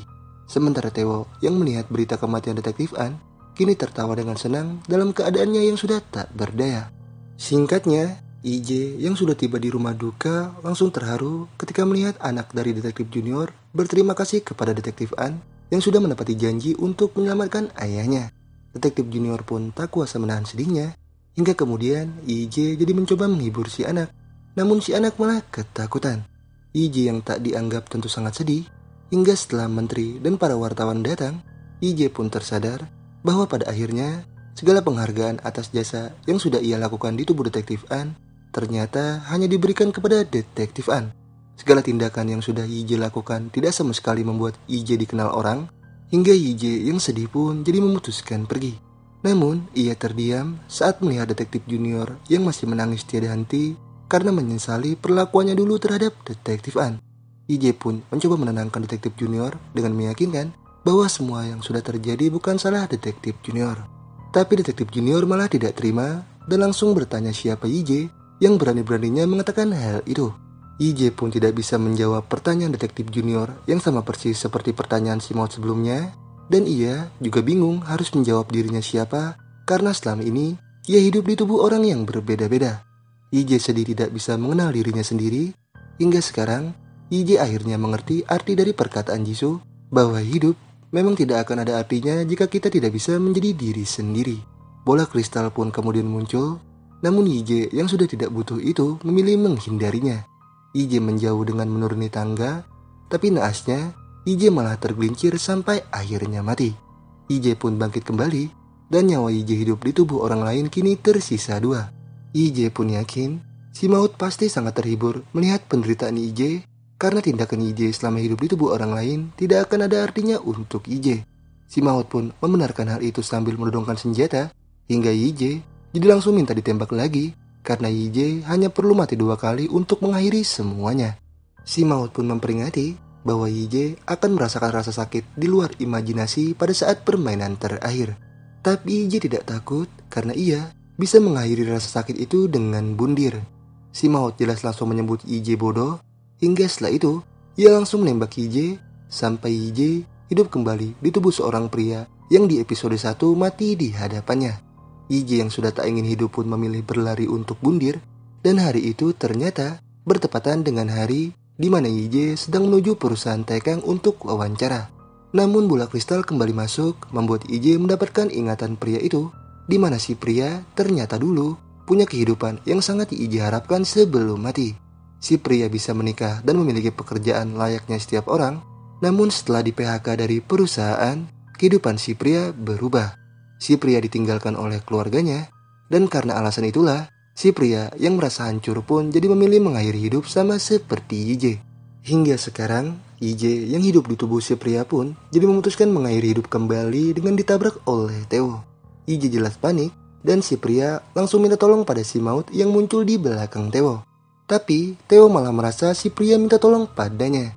Hingga akhirnya dari sanalah Theo yang merasa dirinya dewa langsung punya hasrat untuk membunuh sampai akhirnya menjadi psikopat. Nah, sebelum mati, si pria sebenarnya sempat ingin menyampaikan sesuatu ke YJ yang mungkin pesan agar YJ tidak melakukan hal yang sama seperti dirinya. Tapi pada akhirnya YJ tidak menjadikan si pria sebagai pelajaran dan ia malah memilih mengakhiri hidup sama seperti si pria. Hingga sekarang, YJ yang bangkit kembali pun langsung dihardik oleh si Maut.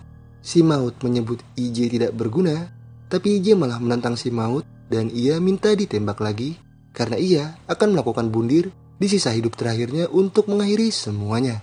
YJ sudah tidak peduli meski dirinya dilempar ke neraka, tapi si Maut tidak yakin YJ bisa melakukan itu karena setelah si Maut menembak, ternyata YJ malah hidup di tubuh ibunya. Lanjut ke episode 8, YJ yang hidup di tubuh si ibu benar-benar tidak menyangka YJ juga tidak siap mendapatkan ingatan si ibu dari bola kristal, namun bola kristal tetap masuk yang akhirnya membuat YJ mendapat ingatan yang bermula pada saat YJ kecil, di mana pada saat itu YJ hidup bahagia bersama ibu dan ayahnya. Tapi kebahagiaan si ibu tidak berlangsung lama karena si ayah meninggal dunia. Si ibu pun berusaha tidak hancur demi YJ, sampai seiring berjalannya waktu, si ibu akhirnya terbiasa menjadi sosok ibu sekaligus ayah untuk YJ. Segala hal si ibu lalui tanpa kenal lelah demi menghidupi YJ. Namun ketika dewasa, YJ malah tidak bersyukur dan malah memilih mengakhiri hidup yang akhirnya membuat si ibu jadi sangat terluka. Perasaan si ibu dan Jisoo saat itu benar-benar hancur. Sampai seiring waktu berlalu, kebahagiaan pun tidak pernah berada di sisi si ibu lagi karena kepergian YJ membuat si ibu jadi terus merasa bersalah serta merasa gagal menjadi orang tua. Hingga sekarang, YJ yang sudah mengetahui penderitaan si ibu jadi menyadari perkataan si Maut bahwa dirinya memang benar-benar anak egois yang tidak pernah memikirkan perasaan orang di sekelilingnya. IJ akhirnya mengetahui kesalahannya dan kini IJ juga sadar bahwa rasa sakit yang ia dapat dari 12 kali kematian rupanya tidak ada apa-apanya karena yang lebih sakit daripada itu adalah menyaksikan kematian orang yang ia sayangi. Hingga IJ yang akhirnya merasakan rasa sakit yang dialami si ibu dulu pun jadi menerima dan akhirnya ia terus menjalani hidup di tubuh si ibu. IJ melakukan aktivitas yang biasa dilakukan si ibu hingga suatu ketika IJ memutuskan mampir ke rumah abunya. IJ pun langsung terbayang ingatan si ibu di mana dulu si ibu selalu datang ke sana sepulang kerja untuk berkeluh kesah. Si ibu masih bersedih atas kepergian IJ. Si ibu merasa tidak pantas disebut sebagai ibu. Bahkan saking merasa bersalahnya, si ibu sampai berharap IJ bisa terlahir kembali dari rahim wanita yang lebih baik agar IJ bisa memiliki kehidupan yang lebih layak. Si ibu pun akan tetap memperhatikan IJ jika kelak IJ terlahir kembali. Dan sebagai kalimat penutup, si ibu berharap di kehidupan selanjutnya IJ bisa menjalaninya sampai akhir. Si ibu pun lalu pergi hingga IJ tak bisa lagi memendung air matanya. IJ benar-benar sangat menyesali semuanya dan ia ingin sekali menyampaikan penyesalannya itu kepada si ibu. IJ tetap ingin terlahir kembali dari rahim si ibu di kehidupan selanjutnya. Namun ungkapan perasaan IJ itu tidak akan mungkin bisa sampai karena IJ sudah mati. IJ pun jadi sangat sedih sampai ketika melihat tali sepatunya lepas. IJ jadi teringat kembali kenangan bersama si ibu yang mana dulu si ibu pernah punya keinginan mendaki gunung. Tapi keinginan si ibu itu belum sempat IJ penuhi. Hingga di hari lain IJ pun jadi langsung mendaki gunung demi memenuhi keinginan sang ibu. Meski sudah terlambat, tapi IJ tetap melakukan pendakian karena dulu saat muda di gunung itu si ibu dan si ayah sering mendaki bersama. IJ pun terus melangkah dengan lututnya yang lelah sampai akhirnya IJ berhasil sampai di gunung yang pemandangannya sangat indah.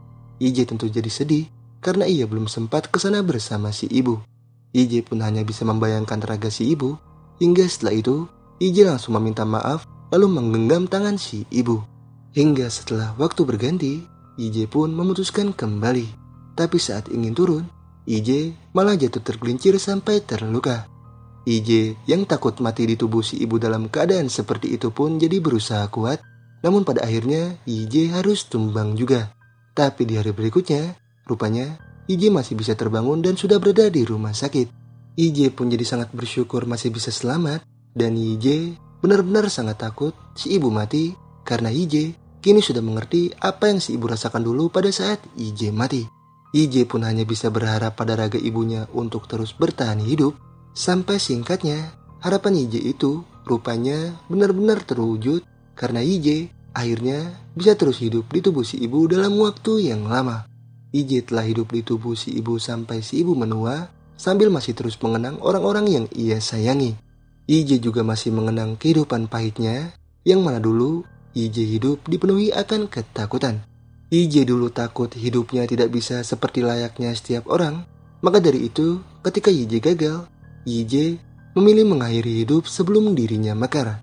Padahal sebenarnya masih ada kesempatan untuk IJ bisa berkembang. Namun IJ malah menyia-nyiakan hidupnya. Hingga akhirnya sekarang IJ baru bisa mengerti bahwa kehidupan adalah sebaik-baiknya kesempatan. IJ juga telah menyadari rasa sakitnya dulu dalam kegagalan tidaklah seberapa. Sebab rasa sakit itu hanyalah sebagian kecil dari lika-liku kehidupan. IJ baru menyadari semua itu setelah hidup di tubuh si ibu. Dan sekarang IJ yang sudah mengambil pelajaran jadi ingin melanjutkan hidup dengan melangkah maju. Namun sayang, takdir berkata lain karena waktu IJ hidup di tubuh si ibu telah berakhir. Nyawa IJ hidup di tubuh orang lain pun akhirnya habis. Hingga setelah itu IJ langsung kembali bertemu si maut. IJ pun mengungkapkan rasa rindunya terhadap si maut karena mereka akhirnya bertemu lagi setelah melewati waktu yang cukup lama. Tapi si maut tidak merasa lama karena ia kesulitan dalam merasakan berlalunya waktu. IJ pun langsung tunduk di hadapan si maut. Kemudian ia memohon sambil menangis agar si maut menembaknya lagi. IJ ingin hidup kembali menjadi dirinya sendiri. Namun si maut tidak bisa menembak lagi karena permainan sudah berakhir. IJ tentu terus memohon agar diberi kesempatan sekali lagi. Sebab IJ hanya ingin hidup menjadi dirinya agar bisa memeluk ibunya untuk yang terakhir kali. IJ sangat memohon, membuat si maut akhirnya langsung memberitahu bahwa YJ telah memenangkan permainan karena YJ sebelumnya berhasil selamat menghindari kematian. YJ juga telah menerima hukuman penuh dari si maut. Hingga sekarang, YJ hanya tinggal menunggu penghakiman dari Tuhan. Namun sebelum masa itu tiba, si maut ternyata memberikan YJ satu peluru lagi yang apabila ditembakkan, kesempatan yang YJ inginkan akan dikabulkan. YJ pun jadi mengambil pistolnya, hingga setelah peluru diletuskan, YJ akhirnya hidup kembali dan sudah berada di atap gedung. YJ dulu mengabaikan panggilan dari si ibu dan memilih mengakhiri hidup di gedung tersebut. Tapi sekarang, YJ yang sudah diberi kesempatan hidup kembali oleh si maut, langsung mengangkat panggilan dari si ibu, dan kedepannya YJ mungkin akan terus melanjutkan hidup di tubuhnya sendiri. Cerita kemudian berakhir, dan itulah seluruh alur series Dead Game 2023. Terima kasih buat yang sudah menonton. Mohon maaf jika ada kesalahan dan kekurangan dalam video ini. Jangan lupa like, share, komen, dan subscribe untuk membangun channel ini. Terima kasih, see you next video.